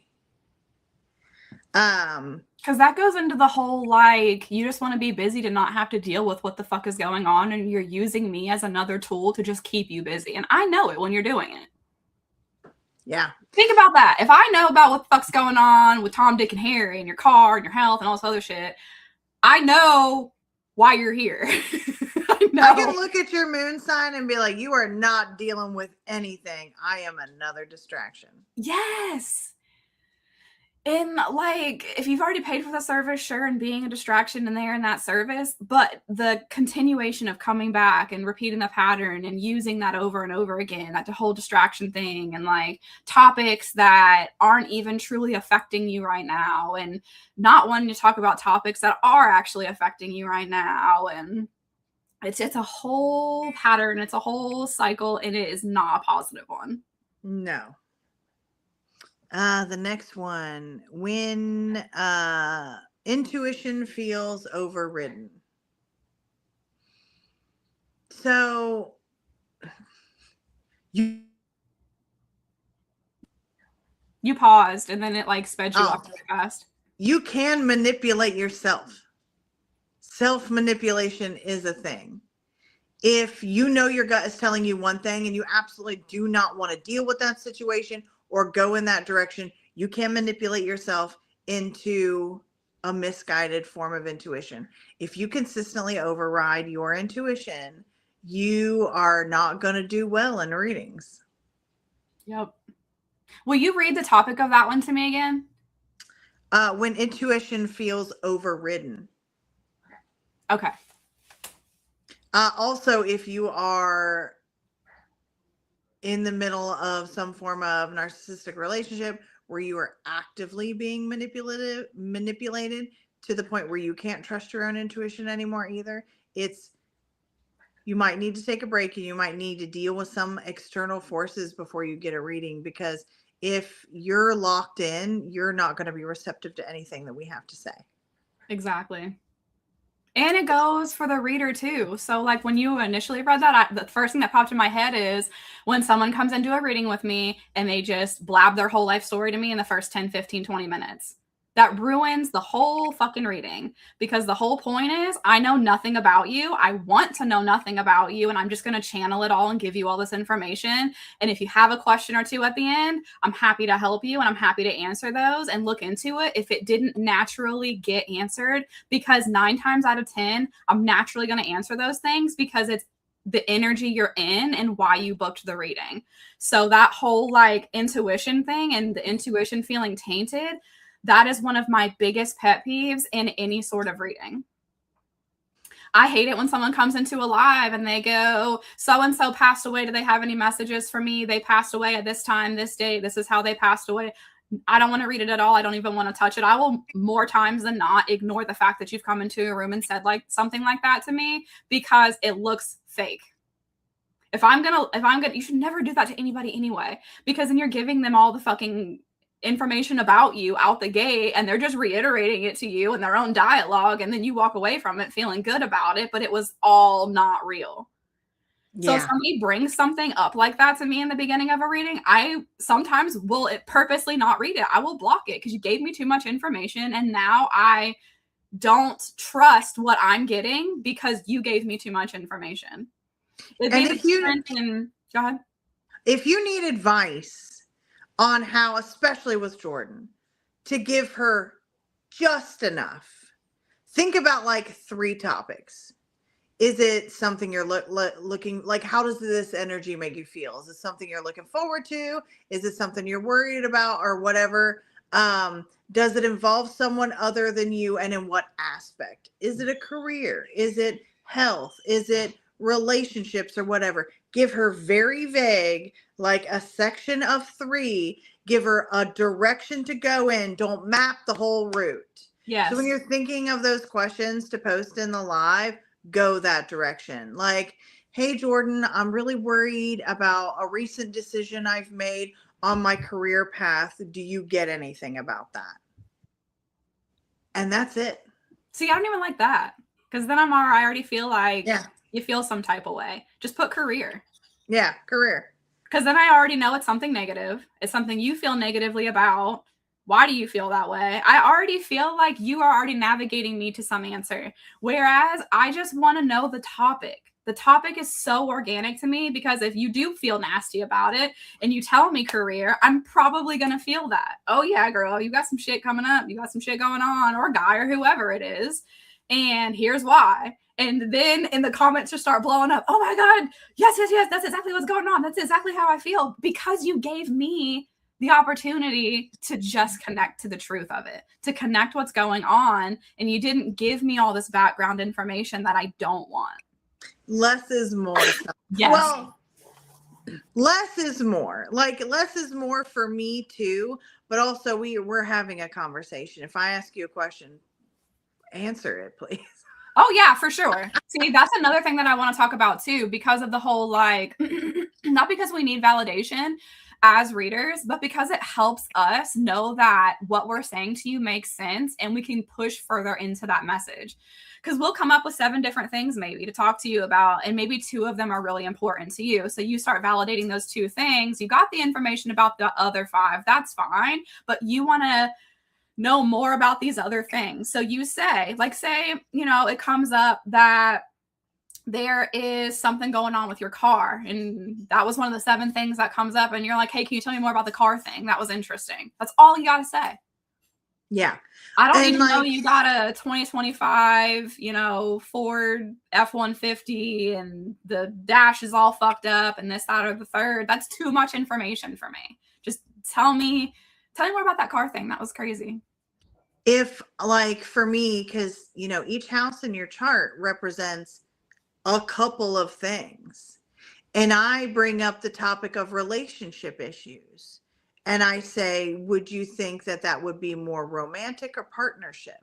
Because romance is broad, or partnership is broad. Relationships are broad. You have relationships with your friends. You have relationships with your coworkers. You have romantic relationships. You have relationships with business people, right? So if I ask you if it's more romantic or more business, elaborate. Yeah, exactly. Because are the hardest things that I'm talking about right now romantic? Is your romantic relationship falling apart? Or do your coworkers or your boss suck? Yeah, exactly.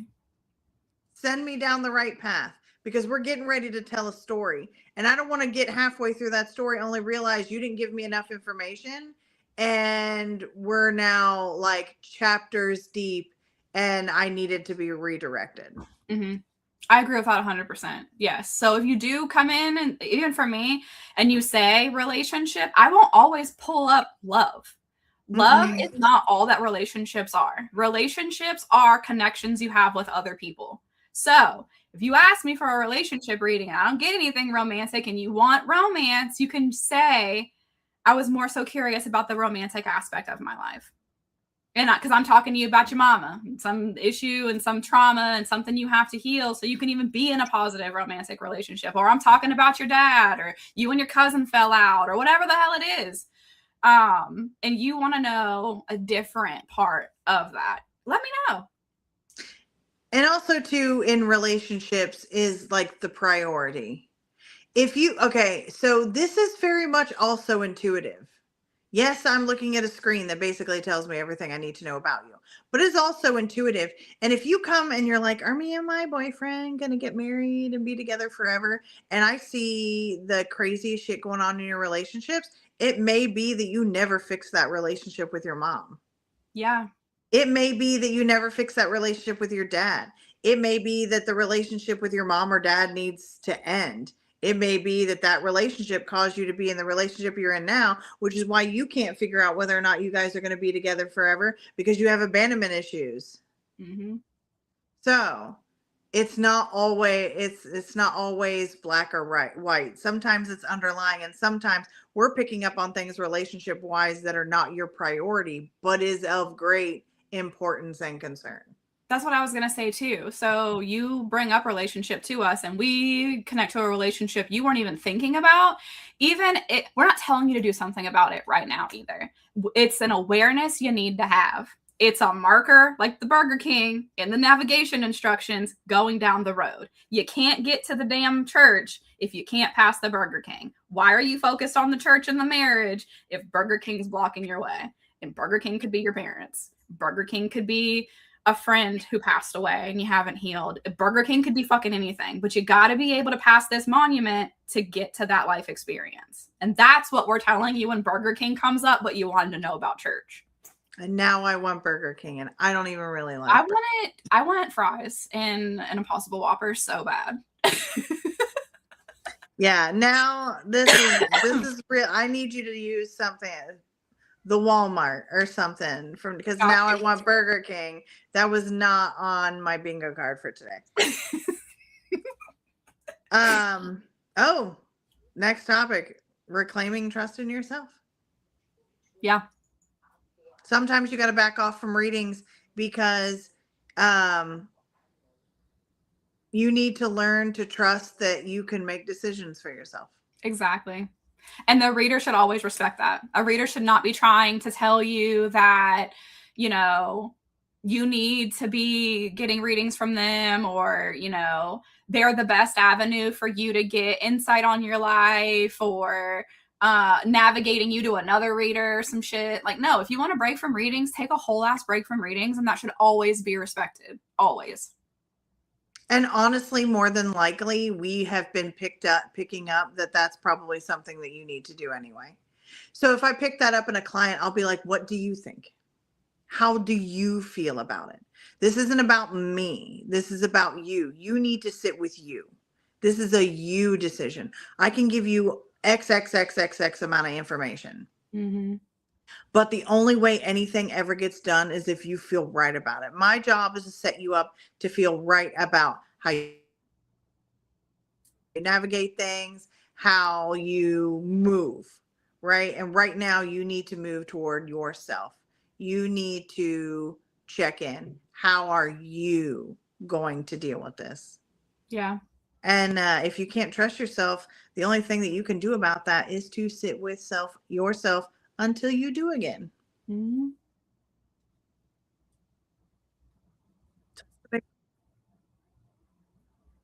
We're almost done, I promise. Oh, I'm not rushing. I'm having fun with this. I was looking forward to this one. Actually, should we take a mini break? We can. Okay. I just have to go to the bathroom. Okay. So I'm going to leave you with a topic and you go off, Queen. Okay. Empowerment versus spiritual bypassing. Using your readings as tools, not crutches. And you take that and you talk, and I'm going to go to the bathroom and come right back. Tools, not crutches. Well, this goes into like all the stuff we were talking about too, where you go and you get a reading and you feel understood, you feel seen, you feel empowered. It kind of feels like a therapy session you just went through, and now you feel like you have enough positive energy to go influence and do something in your life. You have been empowered, right? And now you're like, hell yeah, right path, right vision, maybe even the right timeline. I'm going to start this process. I'm going to hold the line. I'm going to hold the faith.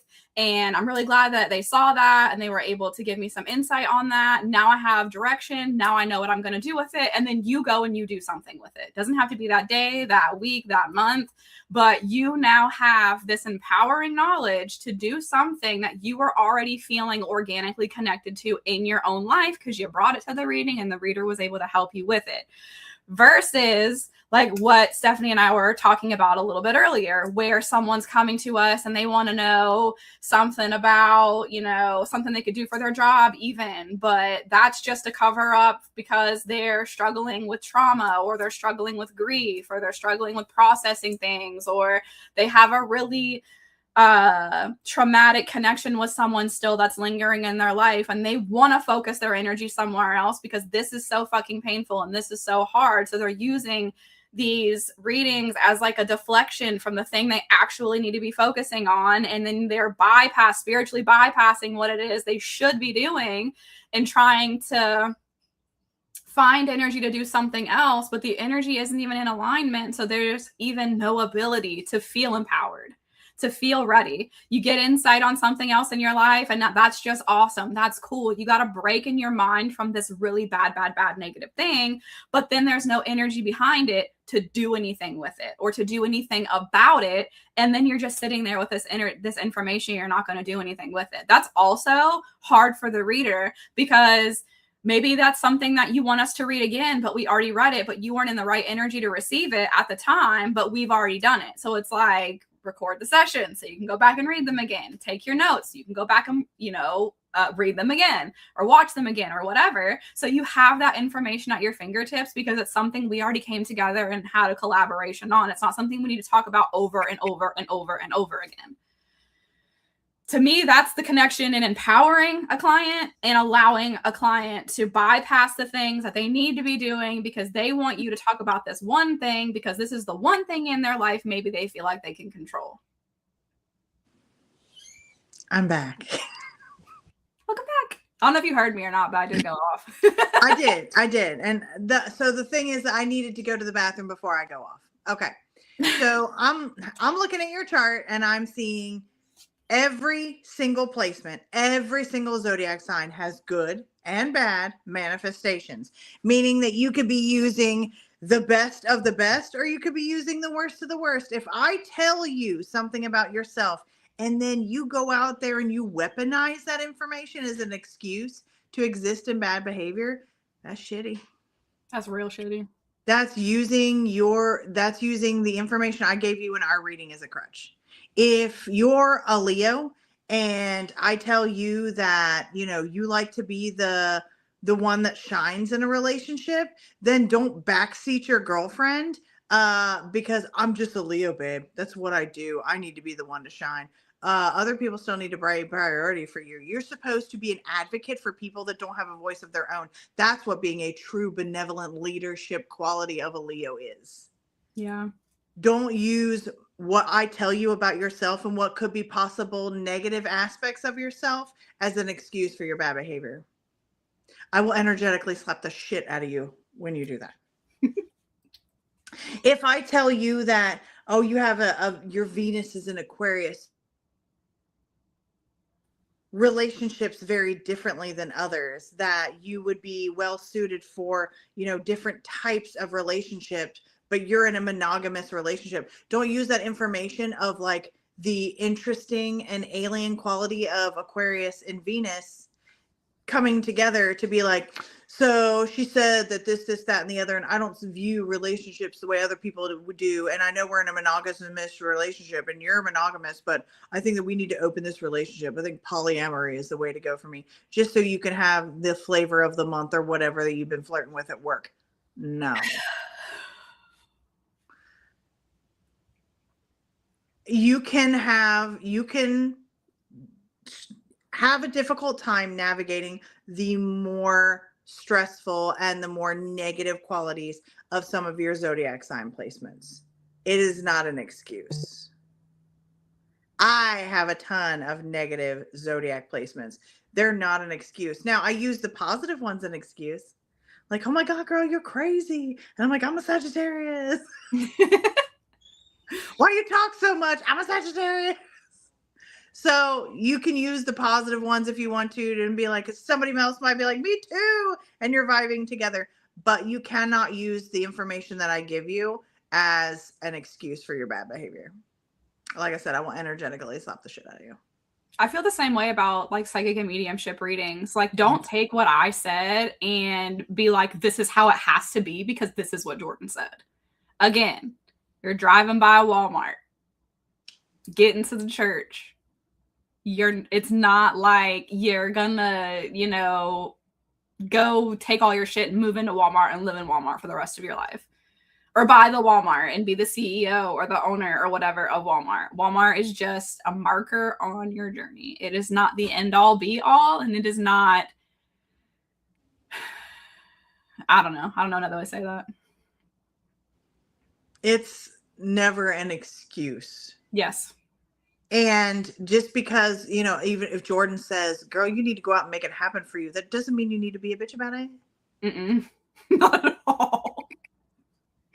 You just like, hold boundaries like that. If you want that promotion, go after it, girl. This is about your action. This is about grounding my insight into the spiritual world, into real world action for you. Go get that job. That doesn't mean that you push your coworker down a flight of stairs so she can't show up for her interview. Yeah, fact.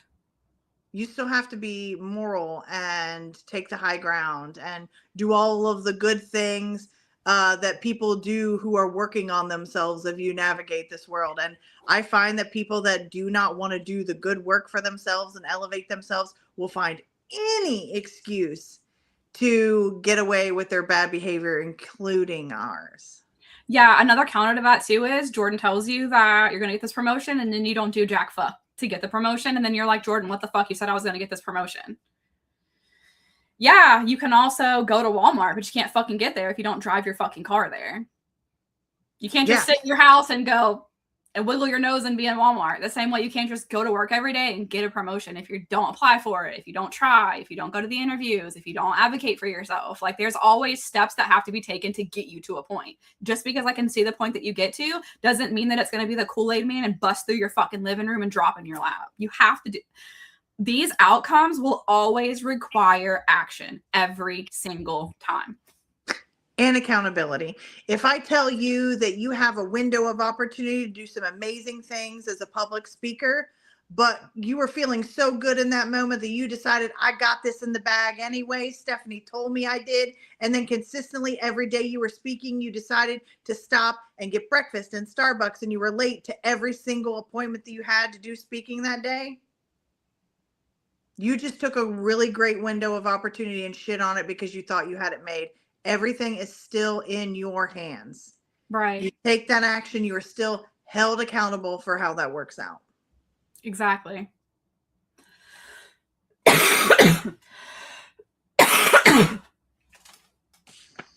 Okay. Let's see. What else do we have left? Oh, the last one, empowerment and spiritual bypassing. How readings can support shadow work. I'm going to mute for a second. So if Jordan or I or any other reader points out something, we'll call it shadowy since we're talking about shadow work, a spot that needs to be integrated into the personality, maladaptive thought processes that need to be reworked. This is an opportunity to not dwell on it or just let it go or be like, well, in this reading, I'm shitty. No, this is an opportunity to have guidance in the shadow work of taking the things that we see that need to be reworked or rethought or reconstructed and have somebody help you rebuild those things. We don't point out shadows as to be like, oh, gross, that's weird about you. No, this is an opportunity to have somebody help you work through some situations and give you some insights on some topics that may be difficult to navigate by yourself. Exactly. Especially when it comes to like third party situations and like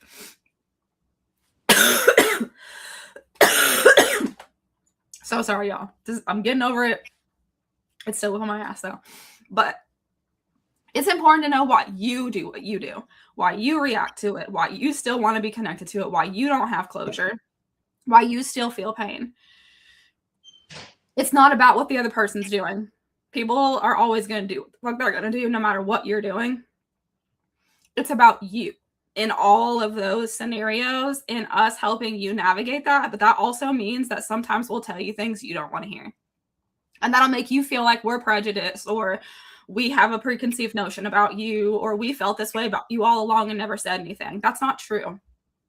That's a projection. That's the ego. That's fear-based. And that's, I just want to get away from this as fast as possible because of everyone in my life. I never expected you to bring this to my attention. Everyone else does. You never did. And now you are. Okay, well, because it needs to be dealt with. It's not like all of a sudden my perspective changes and I see everyone else's point of view and I see what's going on. I've known all along. I wasn't called to act on it yet. Now I am. And that, go ahead. It's a judgment-free situation. Exactly. It's judgment-free. We're taking some things that we have noticed and discussing them with you as if it's still you. We just saw it from a different perspective. Mm-hmm. The greatest thing you can get from readings is self-awareness. We're pointing something out that is now an opportunity for you to deal with. Yeah, that's why I said too. I always say this. If I get a reading by somebody and they can't say at least one thing that triggers me, I'll never get a reading by them again. Triggers are important. Why do I feel this way?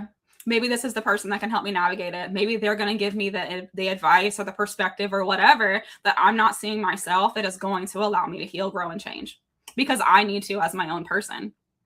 And that's how you know when shadow is in charge too. It is always about you. That person that you don't like at work for no reason, your reaction to them says more about you than it does them. That's how we know our shadows are in charge. We want our shadows to work with us, not against us.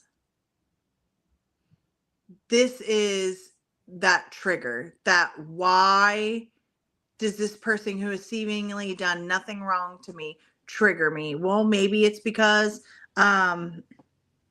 they operate in society very easy breezy and social interaction feels more easy for them than it is for you, and you're like, ooh, she's just always got to talk, she's always got to be in the spotlight. Does she claim the spotlight, or are you so nervous about how people are going to take you that you hold yourself back from the spotlight? Couldn't have said it better myself. Yeah, your reaction to that situation says more about you than them. Now, there are those people that always have to be in the spotlight. But trust me, other people will come up and say that. We're talking about someone that has never fought for the spotlight for you. Just someone who is out here unencumbered, enjoying themselves, and for whatever reason, you are triggered by their behavior. That's a you thing, not a them thing. Exactly. Every time. And getting a reading can help highlight those areas, and we can give you advice on how to deal with those things too. But don't be surprised when you find out why. Because it's a you thing, not a them thing most times. Yeah, a lot of people don't like to hear that, but generally it's the thing that they need to hear the most. Yep. And as readers, we need to have enough faith in ourselves and know that we're doing the right thing by bringing light to that situation and not tiptoeing the way that so many other people are in their lives, because that also can create a very negative connection with a client. If you are another person who's just telling them what they want to hear, even though they need something else, and maybe even psychically or spiritually, you're feeling like they're not ready for that information, you hold on to it a little while and then tell them, and then it feels like a catastrophization of, if that's even a word, the whole relationship because of what I said, where you weren't like this and now you are. We have to hold space for all that stuff. People change, readers change, clients change, people grow, people change. You outgrow relationships, you'll create new relationships. There's no right or wrong way. And the judgment and the manipulation and the preconceived notions, that's where the negativity is. Hi, hippie love. Yeah, it's a difficult place to navigate it, but we're there to help you do it, not to judge you. It's a safe space. I call it a safe space to be ugly. Yeah. It's like when I tell people you're not yourself. I'm reading multiple energies. I'm not reading your own energy. That's my way of telling you your hand's in too many cookie jars. You're doing too much shit for too many other people and your energy is not your own without me just coming out and saying it. And we're actually, this is a great segue for the next week's topic.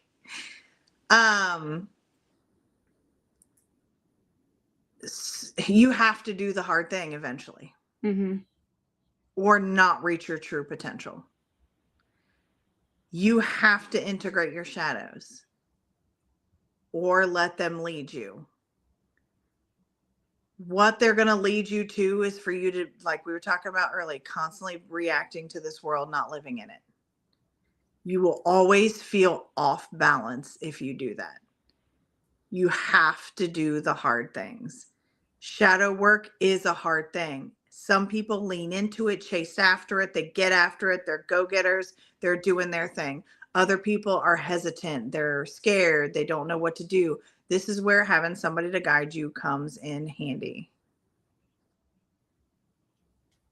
Do the dark, do the gross. Yes, even like another thing from a reader's perspective is as a reader, when you're doing readings and you have all these people coming to you because of health, okay, what's going on with my own health as a reader? Because why the fuck is this shit all up in my Kool-Aid right now? Why is every single person that I'm reading got this going on? That's not a fucking coinky dink, and I've been doing this long enough to know that those are never coinky dinks. It's always a message for the self. So we have to be aware enough too to be able to receive what we're putting out.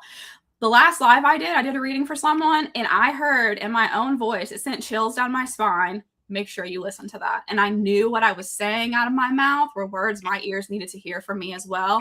And so I wrote it down and I kept it. And I'm going to see what comes of it. But we have to be willing to feel it all. The good, the bad, the nothing, the everything all at once, the grieving, the pain, the sorrow, all of it. And if we don't, then we're just gonna be these fake ass love and light motherfuckers who project nothing but false positivity because they won't do exactly that. They won't receive what they're putting out. Oh, I'm so good for everyone else. I can't be held accountable for shit though, because I'm perfect. Love and light. No, fuck that. If you can't feel how you would make someone else feel, don't be doing this shit. Because then you can't be held accountable. I love when readings like that happen. I love when that information gets brought into my own world because I'm like, yes, oh my God. Through doing this, I finally understand that thing. I can finally change that thing. I finally recognize the pattern. Oh, this makes so much. And I get so excited about it. Even if it's like the reading I did the other day where I have to sit with it for a while until it finally makes sense to me. For me, I'm a little bit different. I'll go through some shit and I'll be like, man, that was crazy. And then I sit with it and I process it. And then I've integrated it and I've worked with my shadow and I'm like, fabulous. That was just something I needed to do. But then I'll get locked into a series of repeat clients that are currently going through what I have just overcome. And now I am equipped to guide them or to put them on the path of guiding themselves through this situation because I've just experienced it. Same. So what if you were going to think about like ignoring your shadows and ignoring your self-work? Think about what would it be like if you went through a situation and you completely ignored it, and then someone you love, someone you care about, your kid, your sister, your brother, whatever, came to you with that same shit, and you had that opportunity to overcome these issues and work on them, and now you have no advice to give this person because you didn't do the work when you had the chance to do it. And it seems a little underhanded and manipulative, but if you can't do it for yourself, do it for somebody else. At least that'll start you on the path. And then you'll realize why you needed to do it for yourself. But everything is a balance, light and dark. Sometimes we work in the light, sometimes we work in the dark. Both are always present. Exactly. If you ignore one, you're going to lead a very unhinged, one-sided existence where you have to basically downplay everybody else in your life to protect your light. Mm-hmm. Because most everything about our shadows, how they react with us, involves other people. Yeah. Totally agree. Okay, Hippie Love had a question. Let me put it up here. Does time get in the way of your readings since there is no time on the other side? Like when we are told in 3 to 4 months something will happen, but it doesn't. We did go over this a little bit. What with time? Yeah. So it's an opportunity. Mm-hmm. Now, sometimes I don't, all right, if I'm doing a reading, it would be, listen, there ain't a dollar amount that I think that anybody could pay outside of an A-lister to be able to go through every single potential within even just a year for a client and make it affordable. That's, oh my God, I don't even think I could do that reading in one day. So I'm taking a finite window of time, let's say 3 to 4 months, and I'm giving you those opportunities. If an opportunity that I'm not even looking at is 6 to 8 months away, but it's a better opportunity because the astrology is stronger and you're stronger at the time, I'm focusing on that 3 to 4 months. It is an opportunity. There may be a better one out there, but I'm focusing on what is tangible for some people. Most people don't want to hear about like 6 to 8 month me. Yeah. They're like, what can I do now? Especially when they're struggling to get a job. And I'm not going to look at the astrology. I'm going to look at every opportunity as soon as possible. Mm-hmm. This window's bad. This window's the best. And then maybe in the future, there's a best opportunity, but we're looking at what we can work in with time frames. And again, sometimes it doesn't work out, not because you didn't make the most of that opportunity, because somebody else made an opportunity, because somebody else fell through, because somebody else, the person looking at, let's say a job, looking at your application was going through a really rough process and then dropped the ball on their job and then just hired the first person because they'd only processed X amount of, interviews and didn't get to yours till last. Yeah. So there's a lot in play. Even your best opportunities, your windows for opportunities involve other people and other things.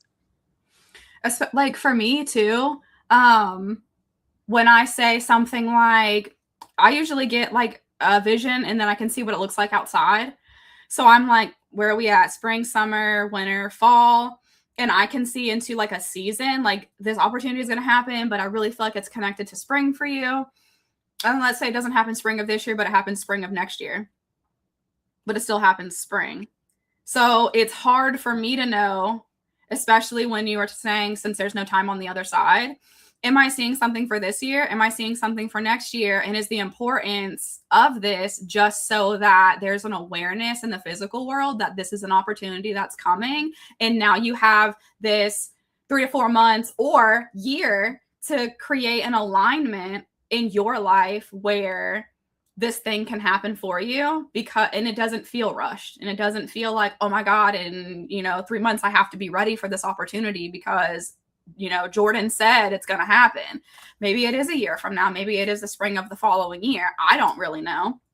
All I know is in the vision that I got, it was springtime or winter or whatever, and I can share with you exactly what I get, because again, these messages aren't for me. So if I don't share exactly what's popping into my head, or what symbolism or song or movie or whatever is popping into my head, I can't help navigate a timeline at all. Or like if you picked up a heart and you're like, ooh, probably close to Valentine's Day, February. So October. Mm-hmm. So it's interesting when we're looking at like time frames.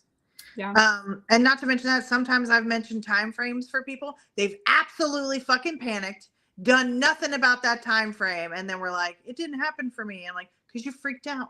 Yeah. You Or it could be like, self-sabotaged because I told you something big that you felt you weren't ready for was going to happen in this time frame, and you self-sabotaged your way out of it. Or it could be something like the opportunity does arise for you, but then some catatonic event also happens in your life. And even though it was there and it was an option, this other thing took precedence over it. So it couldn't happen yet because this other thing happened that derailed the whole process from happening. Yeah. Next question. I want to show. What the heck? Show. So how often do you guys suggest we get readings? This is why I changed what I did on my website, where now I will only do one a month, because so much information comes up in any session anyone books with me, whether it's 30 minutes, an hour, 3-question reading. That's a lot of information to have, and it does need time to play out. Before I connect again and there's new energy and there's new information to be able to give any sort of insight into anything. So for me, and every reader is different. I know readers who only read you once a year. I know readers who are every 4 to 6 weeks. I know readers who are every 6 months. I know readers who will read you every single day if you want them to. Yeah. It depends on the reader, and it depends on the boundary that that reader has because of their reading style. And it also... Oh, no, go ahead. It also depends on the topics you want. So let's say that you book a session with me this month and it is all health. It's physical health, it's mental health, it's how you show up, it's how you're processing things. It's a lot of trauma, it's a lot of grieving, and it's a lot of growing. And then you let that happen for this month. And then next month, it's like, oh my God, you did it. You processed all that stuff. And now you have stuff like opportunities showing up for you. So it's a whole new reading you're getting in a whole new month because you did the work of the previous month. Whereas if it's something like a projection, if it's like a prediction, not projection, and it's like, you know, you have these opportunities coming up to travel, or you have this opportunity coming up to, you know, a large purchase, like home or car or something, and that doesn't happen within that month, and then you come back the next month and you want the reading on the exact same thing, don't do that. Because I've already given you the information and I've already told you the timeline for when that'll happen, and this is what I'm seeing in that timeline. And if none of the things in the timeline are happening yet, it's not time yet. The markers aren't there yet on the journey for this thing to unfold. Let's read something new because you already have all the information on that. The only time this is different is if we're closer to it and I can get more information on it because it's about to happen. Because I've had that happen too, where I've done a prediction and it was like, maybe it was something legally for someone. And then the following, they're like, oh, well, it didn't happen in the winter. And then the following winter, it's going to happen. And I'm like, oh my gosh, watch out for this, pay attention for this. Remember when we did this reading last year and then all that stuff was going to happen? Here's more information on it, because now we're closer to it and I can get more details on it because it's about to happen.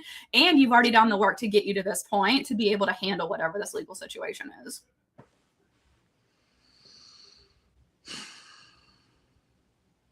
Yeah. There's too many factors. If you change, if other people change. I'll be right back. Okay. You have to take the opportunities and do what you can. Just trust that sometimes the reason why it didn't happen is because something else was supposed to happen, or there was going to be a better opportunity for a even bigger thing coming soon. If you're talking about career and there's an opportunity coming up, but your boss really sucks, but if you wait, 6 more months, he's going to get fired, and then somebody new is going to come in and they're going to be awesome and they're going to see your potential, and now you got the promotion that you wanted that would have destroyed you with the bad boss, but now you have an amazing supportive boss.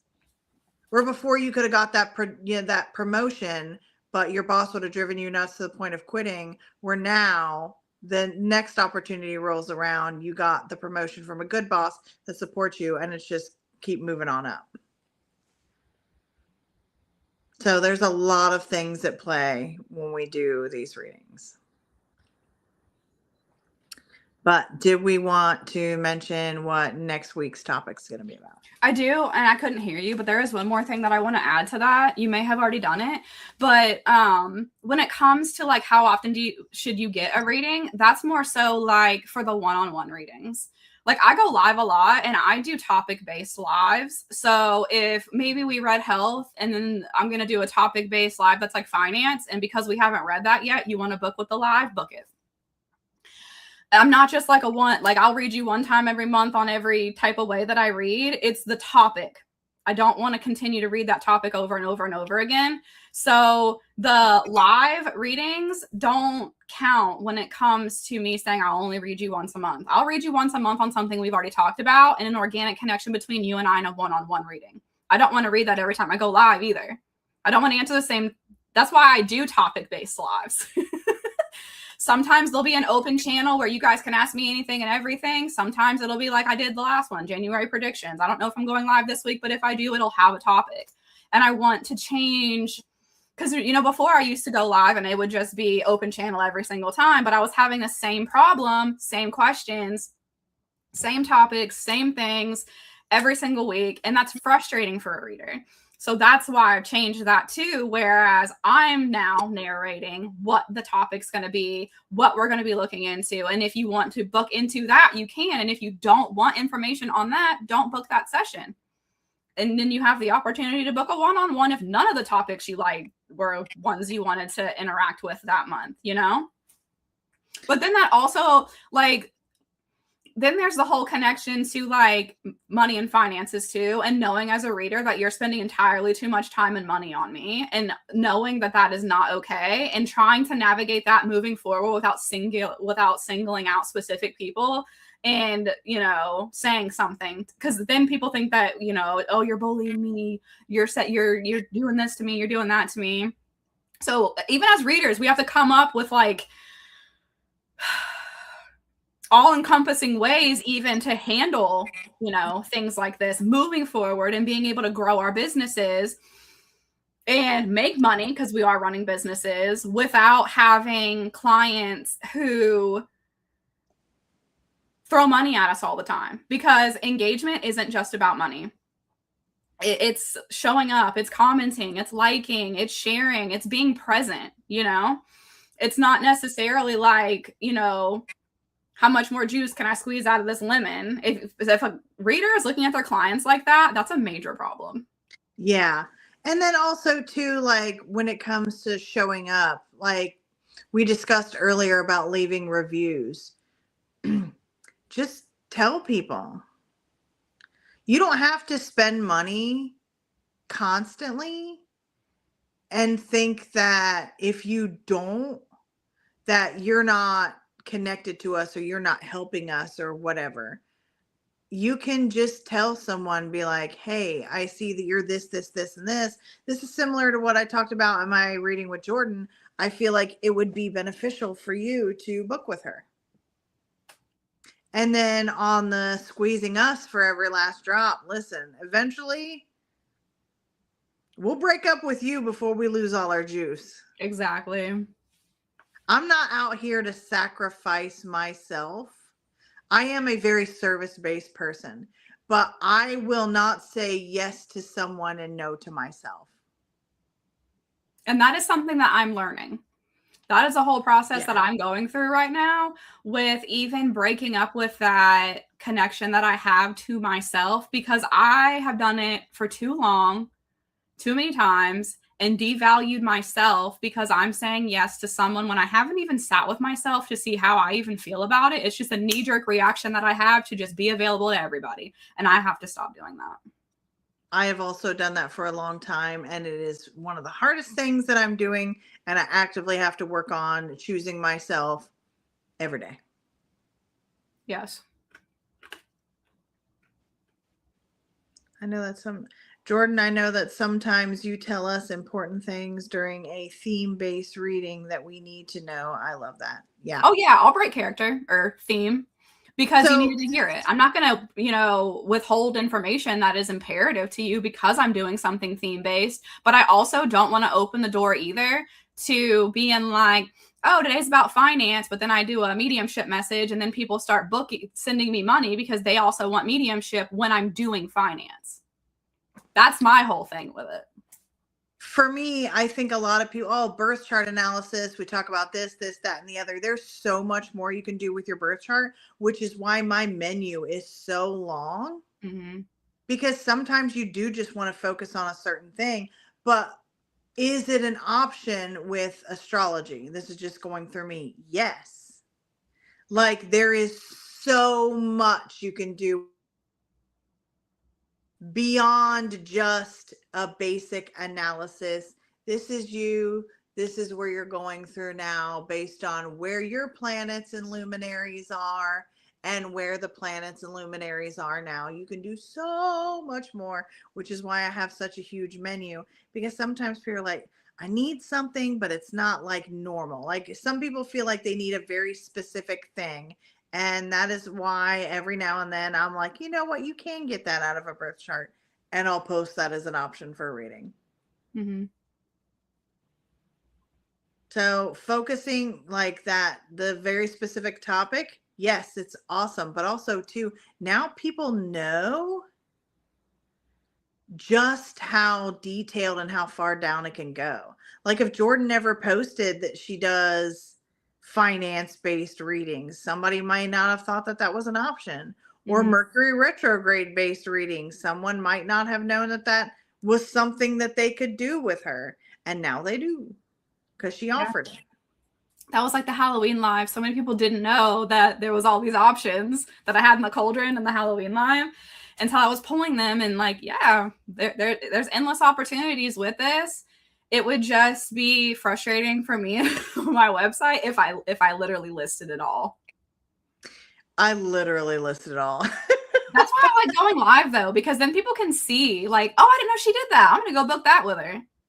It's difficult. Well, it's difficult for me to, I mean, I have done lives. It's honestly difficult for me to go live on my own to offer readings just because, I don't know. I'm not going to say silence scares me, but I start to feel some, and this is that shadow thing working, and I'm aware of it. I start to feel some type of way if I'm the only one talking. Mm-hmm. I start to feel like negatively about myself if I'm the only one talking. So if the chat's not popping off and I don't have a ton of engagement, it's just me doing a lot of talking until people come in and I feel gross about it. I know I should probably do readings on live more, but right now I'm fine with my one-on-ones, especially considering the fact that I'm so psychology and astrology based. Mm-hmm. I don't want to be telling anybody's dirty laundry on Yeah. a live. I will. I'll ask permission. I see this gross, this difficult thing. Are you okay that I share that with the group? Yeah, I'll ask that too. Like, ooh, that's juicy. You want me to say that on live, or I don't know if you Yeah. want me to say that on live. Most Yeah. times they do, and I'll just say it, and everyone's like, "Oh shit." Yeah. And sometimes I pop off in a live too. Now, don't get me wrong, it needed to be said. I call it honoring the craft. If it needs to be said, it needs to be said. But good Lord, later I'm like, because I think about it later too. I'm like, I said that shit. And then like her boyfriend could have been in the live. Or Mm-hmm. her boyfriend can go back and watch the live. I'm like, and then I'm like, oh, well, he needed to know too. Yeah, So it's taken honestly like doing lives and stuff. It's taken me a long time to not care about things like that because I used to not. I'd be like, nah, because I know that someone's gonna see this and it's gonna piss somebody off, and like even people who like if they were in a relationship and now they're not, but then everyone from that relationship still follows my page, and then it's like, well, if I say that, that could be misconstrued. I can't live that way yeah, anymore. So I'm like, we're giving all the information when it comes up. We're doing it right here and now, and if it ruffles some feathers, let them be ruffled. I don't know. yeah, Not a basically. problem. What I That's kind of said how was you what have needed to to do be it. said to the person that it needed to be said to, and that's it. You kind of have to do that sometimes. Mm-hmm. You can go ahead and announce next week, though, if you want to. I totally forgot what we're doing next week. So next week is the day where we will not be available on Sunday. Yes. So we're either going to, we have not figured out the fine details, and that's fine yet. So it's either going to be a live on another day besides Sunday, or a pre-recorded video posted on Sunday. We're still working things out. Jordan's getting over being sick. Sevon is actively sick. My week was a shit show. So we're actively just out here figuring out our problems. We will post about it when we figure it out. However, next week's topic, we're going to start with spirituality and mental health. Yes. Yes. How it connects, how it makes sense, how it doesn't make sense, how it can help, how it can hurt. So it's going to be a very mental health driven episode. And that is especially, we will be in the second half of heightened seasonal depression season with that next day, January 19th.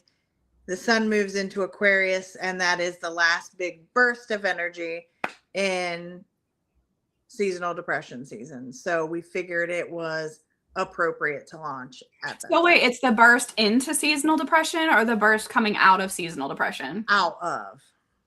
That's interesting for me alone, because I haven't felt that disconnect from myself, but I feel it coming. So I need to book with you. So it happens in two bursts. We have, at least this is how my astrology brain works. We have the first burst in Libra season, and the sun is our ego, our vitality, our will. Okay. So it is literally the light. It is the driving factor in our life. The sun is in its fall in Libra. So as soon as Libra heat season hits, we start to feel some type of way.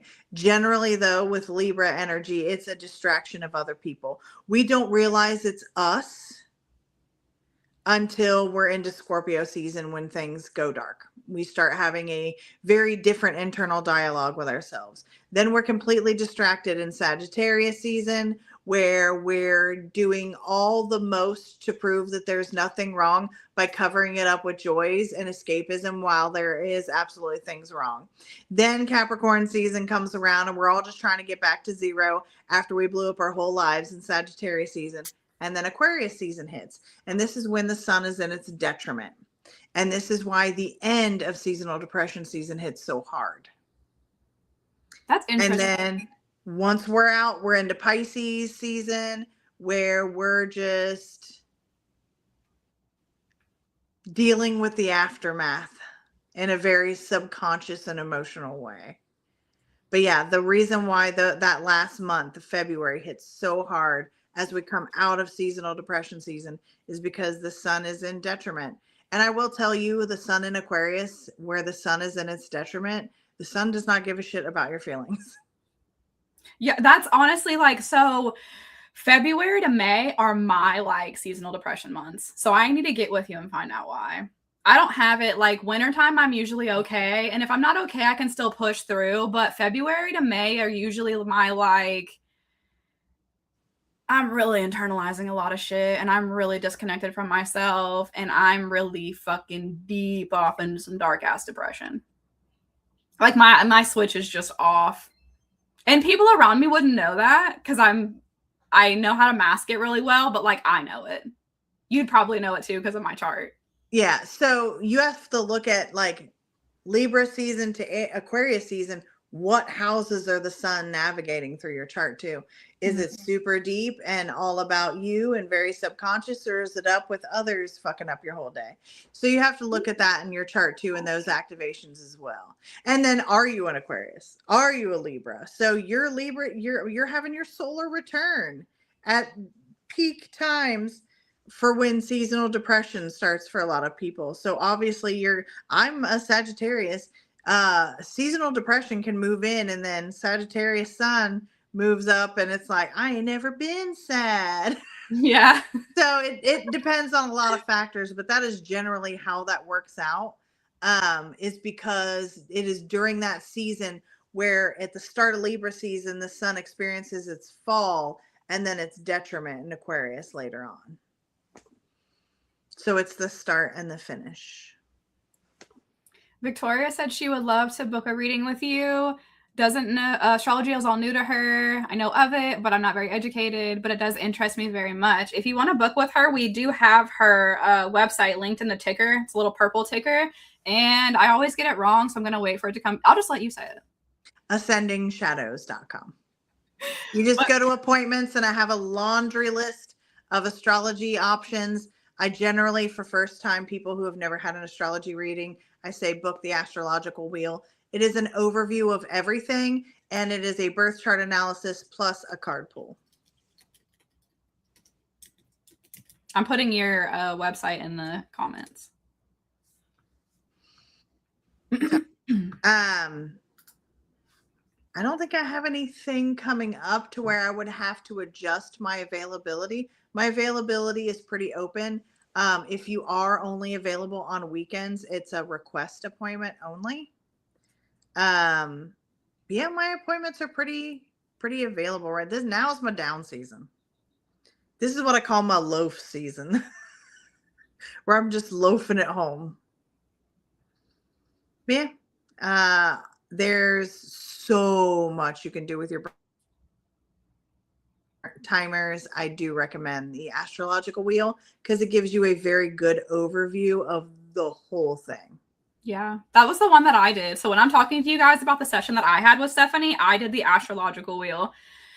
And you're going to know. So I would record it. I recorded mine and I re-listen to it all the time because there is so much information that comes out about your whole entire life. How you show up in your life, how you're influencing, how you're being influenced. I mean, there's so much. And to be able to record it and go back and listen to it, there'll be things that you forgot about or that you missed. And then as these seasons unfold in your life, you're like, oh, she did say that. And then there's the guidance all over again without having to ask her 700 questions. You have it right there to replay as much as you need to. And honestly, like, I throw a ton of information out quick. And unless you are very, very into the spiritual world and you've worked with a lot of readers, people are always surprised about how much you can actually get out of someone in an astrology reading. Yeah, like the stuff that even comes out. When I got my reading, I didn't know what to expect. I've never had an astrology reading. No one's ever read my birth chart, never done a natal chart, never did anything. No idea what I'm walking into. The first 3 things she said to me, my jaw was on the floor. I was like, how the fuck did you look at some planets on the day that I was fucking born and you know this about me? No one knows this. I've never even said this out loud to anybody. How do you know that? I'm like, bitch, psychic. I don't know. And even if I was, I don't name it. I do what I do. I go with the flow. You know what? I should get a reading from another astrologer because I don't know how other astrologers operate. I don't either, but I know that you got more going on than just a birth chart. I know that psychically. That's why I do put intuitive birth chart analysis because, I don't always know what's going on. I just do what I do when I do it and say what I say because I feel like I need to. But the astrology. Yes, the astrological wheel. I put it in the comments. That way you know exactly what to look for on her website. That is the one that I booked with her, and you get a whole, it's like that's the one for the whole year, right? So it's the total birth chart analysis, and it kind of goes through roughly what are going to be the major turning points. I'll hit the heaviest ones hard. So it may not be, because if I was to go month to month to month or so, that's a 9-hour reading. Yeah, we didn't do that, but it was like, all right, girl, here's your big ass moments. You need to have it done by this date. Yeah, the big things. This is an opportunity. What's going to hit hard? Yeah. Like, it may feel crazy, but in 8 months, all of this shit leads up to this, and things are going to fall off, or things are going to take off, or whatever the situation is. I hit the hard-hitting ones always. I will never leave you. And if you want to find out what happens in 6 to 8 months, rebook again. Like, no. I'm going to warn every client, especially those that book the astrological wheel, the big, major, heavy-hitting things that are coming and how it will affect you. Hippie wants to know, does your chart change from year to year? It depends. If you do progressed charts, yes, I tend to stick with the basics. I don't like to work with progressed charts because to me, I can see your growth in your actual birth chart. Some astrologers need solar progression and lunar progression charts to see how someone has evolved. I personally don't need that to see your progression. I can look at your OG birth chart and see that. So for me, I don't. If you use astrology is interesting because some people believe very heavily that we change and that you have to look at progressed birth charts because people have changed, but I can see your growth in your original birth chart. So it depends on what astrologer you go to. But for me, you are always you, but what you've been through shapes you. So it's not that you're different, it's an expression on how these planets and luminaries now look for you. So the change would be like with the highlights on every year and not necessarily like your chart changed. Yes. Gotcha.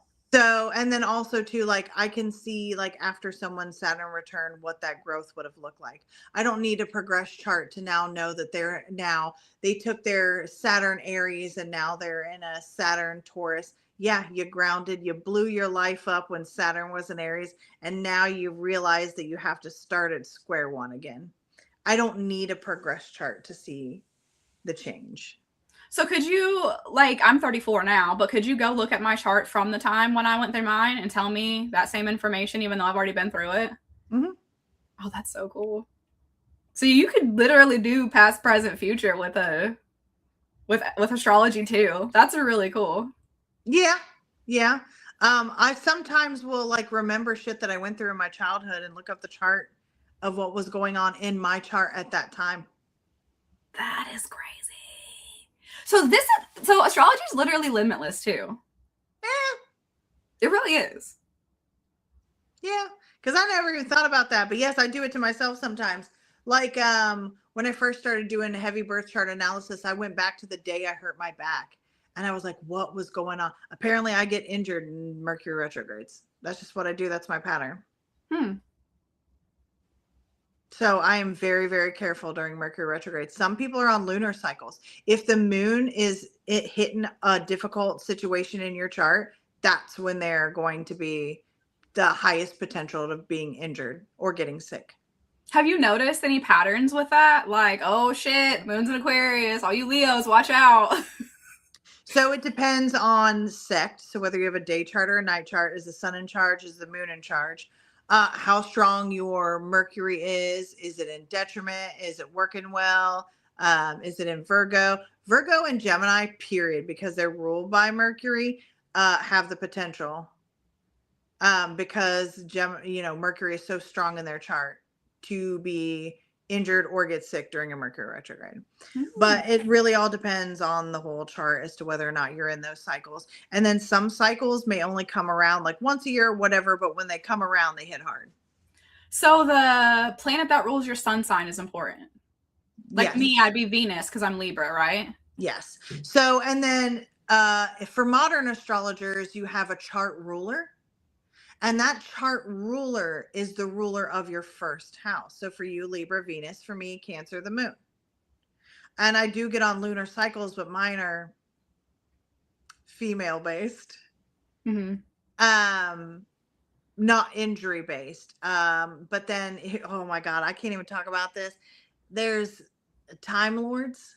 And there's also the master of the nativity in Hellenistic astrology, and how you find the master of your nativity takes 7 to 10 business days to go through your chart and all the rules to figure that out. So what is that answer? Like, what is the reason to find that? Who is the overall, what planet is really in charge of this chart, which makes the expressions of every luminary and every planet hit different. So like the master of my nativity is Jupiter. I expand a lot. It's hard for me to focus because I take one tiny little fragment of information and I build on it. In general, even at my worst, I am still weirdly optimistic. I I seek out comfort. It really is like that Jupiter expression of every one of my placements, including the bad ones or the challenging ones, like my Mars. I will take something somebody said to me that is bad and do a Jupiter to it and build on it and build on it and build on it and build on it until I'm the most mad I've ever been in my life. So it's an expression that leaks onto every aspect of my chart. This is really cool. Fun fact, I know there was a full moon on the day I was born. Full moon babies. Oh my God. I'm so jealous. Full moon babies just consistently reach potential. I'm a new moon baby. I feel like if I ever want change in my life, I have to restart everything. I envy full moon babies. How do we look that up? Is it part of our chart? Yeah, it'll say it on your chart, but if you want to know the exact without having to look at all the degrees things and doing the math on your own, just Google what day, what was the moon on this day, this month, this year, this time. I'm gonna throw this one up here while I look this up because I think it's hilarious. But yeah, new moon babies are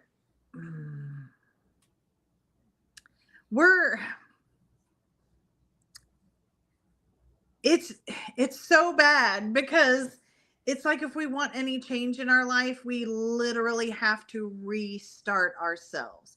We're full moon babies, have just such this amazing way of just progressing and then like on to the next and on to the next and on to the next. I will say though, full moon babies progress emotionally. So where I can stop an emotion and then restart it when I need to, so I can process emotion later, full moon babies react in the real. I was born under a waxing gibbous moon, and that represents transition. A waxing gibbous is, so you have waning and waxing.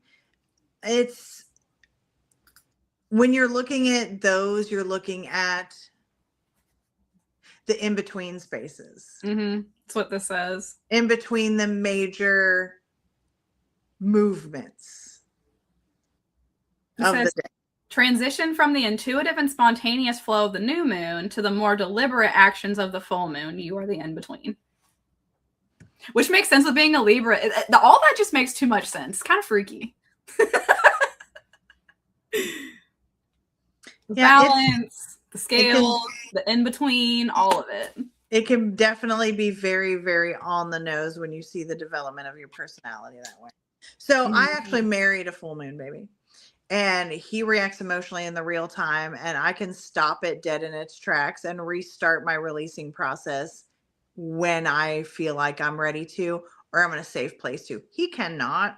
His emotions are written all over his face, and it comes out in very real time. And he's a Libra moon. My husband's also waxing gibbous. So you can do a whole compatibility thing on the phases of the moon. It's very, very interesting because some people are like, there's no compatibility if you're directly the same moon or opposite. My husband and I are very compatible being a full moon and a new moon baby.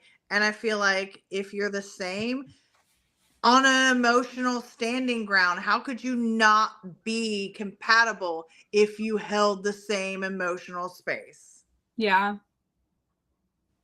So that's cool because that goes beyond, I guess it doesn't really go beyond the chart, but that goes beyond what I would think would be a compatibility in the chart, what moon you were born under. That's what I keep saying. Astrology is actually fucking limitless. And I'm so grateful to have met you because of the amount of shit that you're cool as fuck, but because of the amount of shit that I'm learning too, and like how drawn I've been to this, but only to the zodiac aspect of astrology. Because it's too much. I have like 6 books about astrology behind me that I swore I was going to get into astrology and learn all this stuff. So the fact that like you're there now where I can learn all this stuff from you is incredible. Everything matters in compatibility, but one of the biggest ones is, what's your emotional baseline? Yeah. And then the next one is communication. And like, the progress that we make through our sun sign development over how we show up in the world and how we show up for others. So it does, your emotional baseline matters in compatibility. What about your oh, don't leave my brain. I was literally love language. How do you find someone's love language in their birth chart? It'll have to do a lot with, okay, so I'll look at someone's Venus and Taurus and be like, you're a physical touch love language. I want to do something like this with you so bad. I want to test it because I want to do it psychically and tell someone what their love language is, and then I want you to pull up their birth chart and just fucking turn the thing around and be like, you're wrong or you're right for whatever reason. I want to do that. That'd be so fucking fun.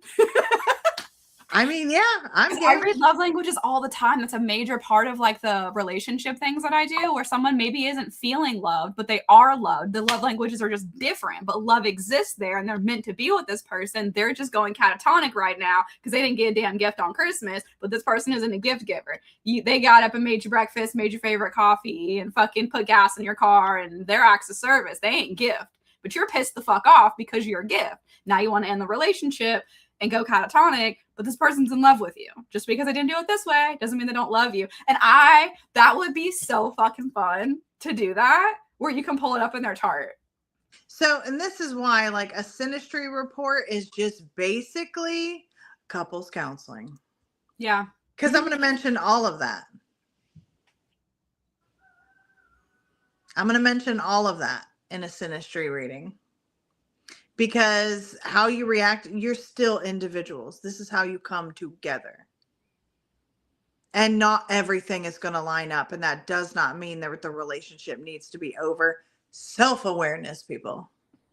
Also, here's another one that I want you to answer. Because I have been in readings with someone where they think that their love language is one thing, but they got taught that love language. Their love language actually isn't that. And that's why they push love away, because they don't have the organic connection to themselves anymore, and they think love has to look like this because love was taught to me in this way, but that's not their actual love language. And that's a pet peeve that I have with some people, because I'm like, no, dude, this is not true for you and your love language, and you just don't see it yet, and that's okay. But also, you're going to keep sabotaging love in any way that it comes in, because it's a projection that someone else had of how you are supposed to love, but it's not actually how you love. And until you can reconnect with your own love language and not mirror someone else's love language and try to be this perfect version of yourself because you felt abandoned by this person and you're trying so hard to fight for that love, it's blocking love for you in another way. I want to, oh yes, like, fucking Stephanie said it too. She saw it in the birth chart. It's not just me. I'm not crazy. I mean, I can look it up. And also, like, something like that would be like the expression of love from the mother, the expression of love from the father. How do they show up in the fart? I mean,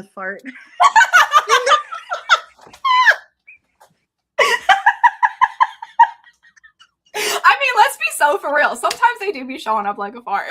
Yes, they do. How they show up in the chart. And then I like to look at the second house pretty clearly too, because the second house is morality and values. Do you even have the ability in your chart built in to value others? Yeah. And to assign others a value. And what is that value? So for me, I'm a Leo second house. I value entertainment and passionate people. Do you have drives? Do you have motivations? Are you a bump on the log? Are you boring as fuck? Like, I look at all of those things. I prioritize the entertainment and the show value and passionate people, because my assignment on values and how I value people is from a Leo lens. Are you a leader? Are you sure of yourself? Are you a wet blanket that's manipulated by everyone? And even though that's sad as hell, I can't vibe with that. Yeah. When it comes to assigning value to people in my life. So for you, it would be, Scorpio. Do you not fuck with my narrative? For me, specific? Oh. So what is it? Am I allowed to just be me without you trying to change me? Oh, that's how you assign value, is the people's ability to just be with you and not try to change you. Yeah. Those are going to be your highest valued people. Yeah, you and I had a very intense talk about that during my reading when I was talking about how I struggle with that. I'll get into these friendships and relationships, and then it's like what I can be for them and how I'm supposed to show up for them, and I feel lost in it, and I wind up walking away from it. Yeah, sometimes it's rough. Everybody paints in modern astrology. Well, a lot of astrologers. I don't. I'm a little different. As Libra risings as being kind of like the gifted children because they're so magnetic that people just come to them and they can get whatever they want. And I'm like, it comes at a cost. It really does. It comes at a cost. Nothing is just good. Yeah. And it's that whole thing too of like, do they value me because I'm a human being that deserves to be valued? Or do they value me because I offer them so much? It's like that whole like connection to people that you see like on TV. Do they love me or do they want me for the money? Not because I have a shitload of money, but just to connect the two. Like you're always wondering, do they really want to be my friend or is this about what I can do for them? Do they actually genuinely care about me? And that's a fucking big trauma. And that's another Scorpio topic, is taking it deep. Yeah. It's not just that surface level action. It's deep, subconsciously. How do I show up as energy for this person? And are they just using that? There's also a lack of trust there. Oh, 100%. That's a very, very deep wound that like all my beginning memories starts in my beginning memories of being like 2 years old, 1 year old. And who can I trust? That is how you're built.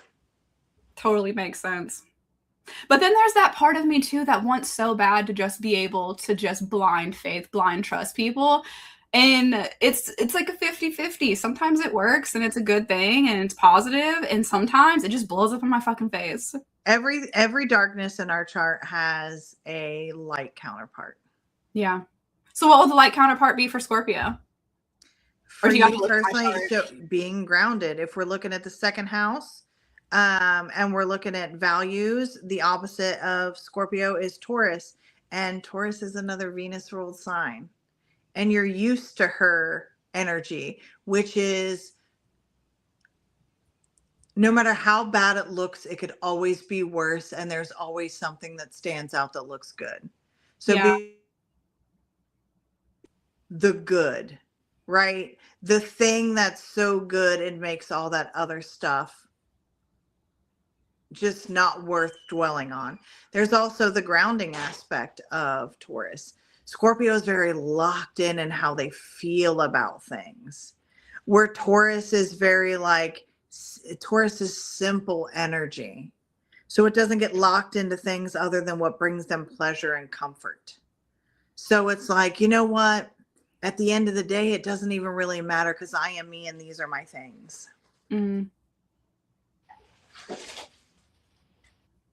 Go ahead. Oh, no, honey, I'm on live. No. I remember seeing these two. Then I want at least one. Don't, dude, no, not right now. Rocker, I'm on live. This is real life, people, when your children don't understand. But yes. So, yeah. Next week, we're going to cover mental health, and hopefully I won't be interrupted. I mean, even if we are, it's yeah, it happens. If it's not a cat, it'll be a kid.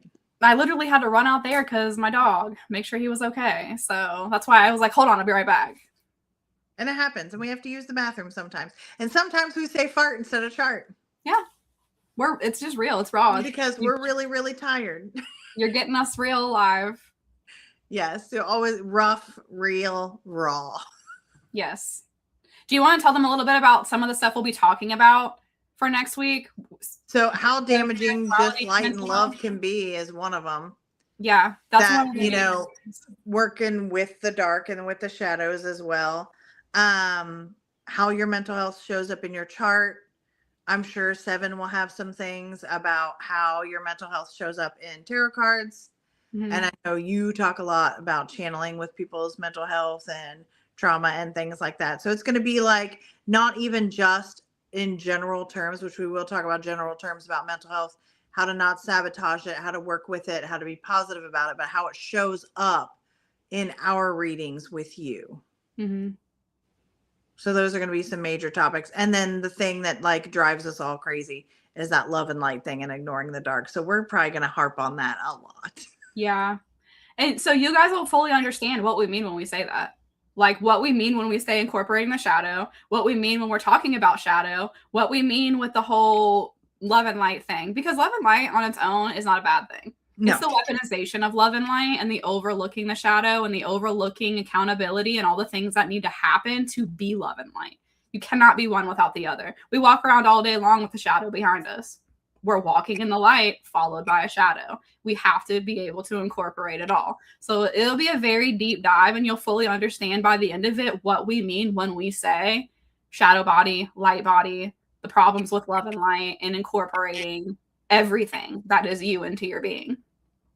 And when you think about it metaphorically, how I work with shadow is integrating it. The one time you can't see your shadow during the day is at high noon, when your shadow is literally sitting within you. It's an integration point of during the day when you and your shadow come together because the sun's shining directly down. So when the sun is at its highest, when it is pointing out, when it's shining the brightest on you, when it is doing all of its thing and pointing out all of these things on you, when you have that moment of enlightenment, the shadow is integrated into the self.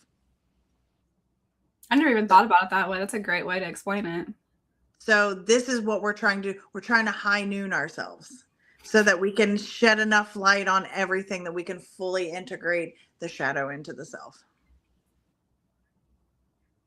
I also know that we said we were going to do readings on this live, but in lieu of Sevon not being here with us today, we are going to bypass that and we will add readings onto another live and we'll let you guys know when we're going to do that. Yes. Because we don't want to leave her out of the readings. Mm-mm. And it's not fun being sick. No, not at all. We got to hold space for her and we're going to do it. This is how we're going to do it. We'll always be available to do our thing. Oh, yeah, for sure. Anytime you guys want to book with us, our availabilities are on our website. You can catch us anytime. You guys know the rules. She's a once a month. I'm a once a month. I'm not sure about Sevon. You would have to message her and ask. I don't know. I don't know what her rules are yet. I should. It's probably similar. Yeah, I'd imagine so. But I don't want to put that out there if she doesn't care. Yeah. So you guys would have to ask her. But I think we're going to go ahead and end it out here. And next week, again, won't be on Sunday. We're not even sure if it'll be live yet. But we will let you know as we know and as things progress. And the topic will not change. The topic is going to be spirituality and mental health. And part of that will be the love and light aspect. So we will see you guys sometime next week. Bye.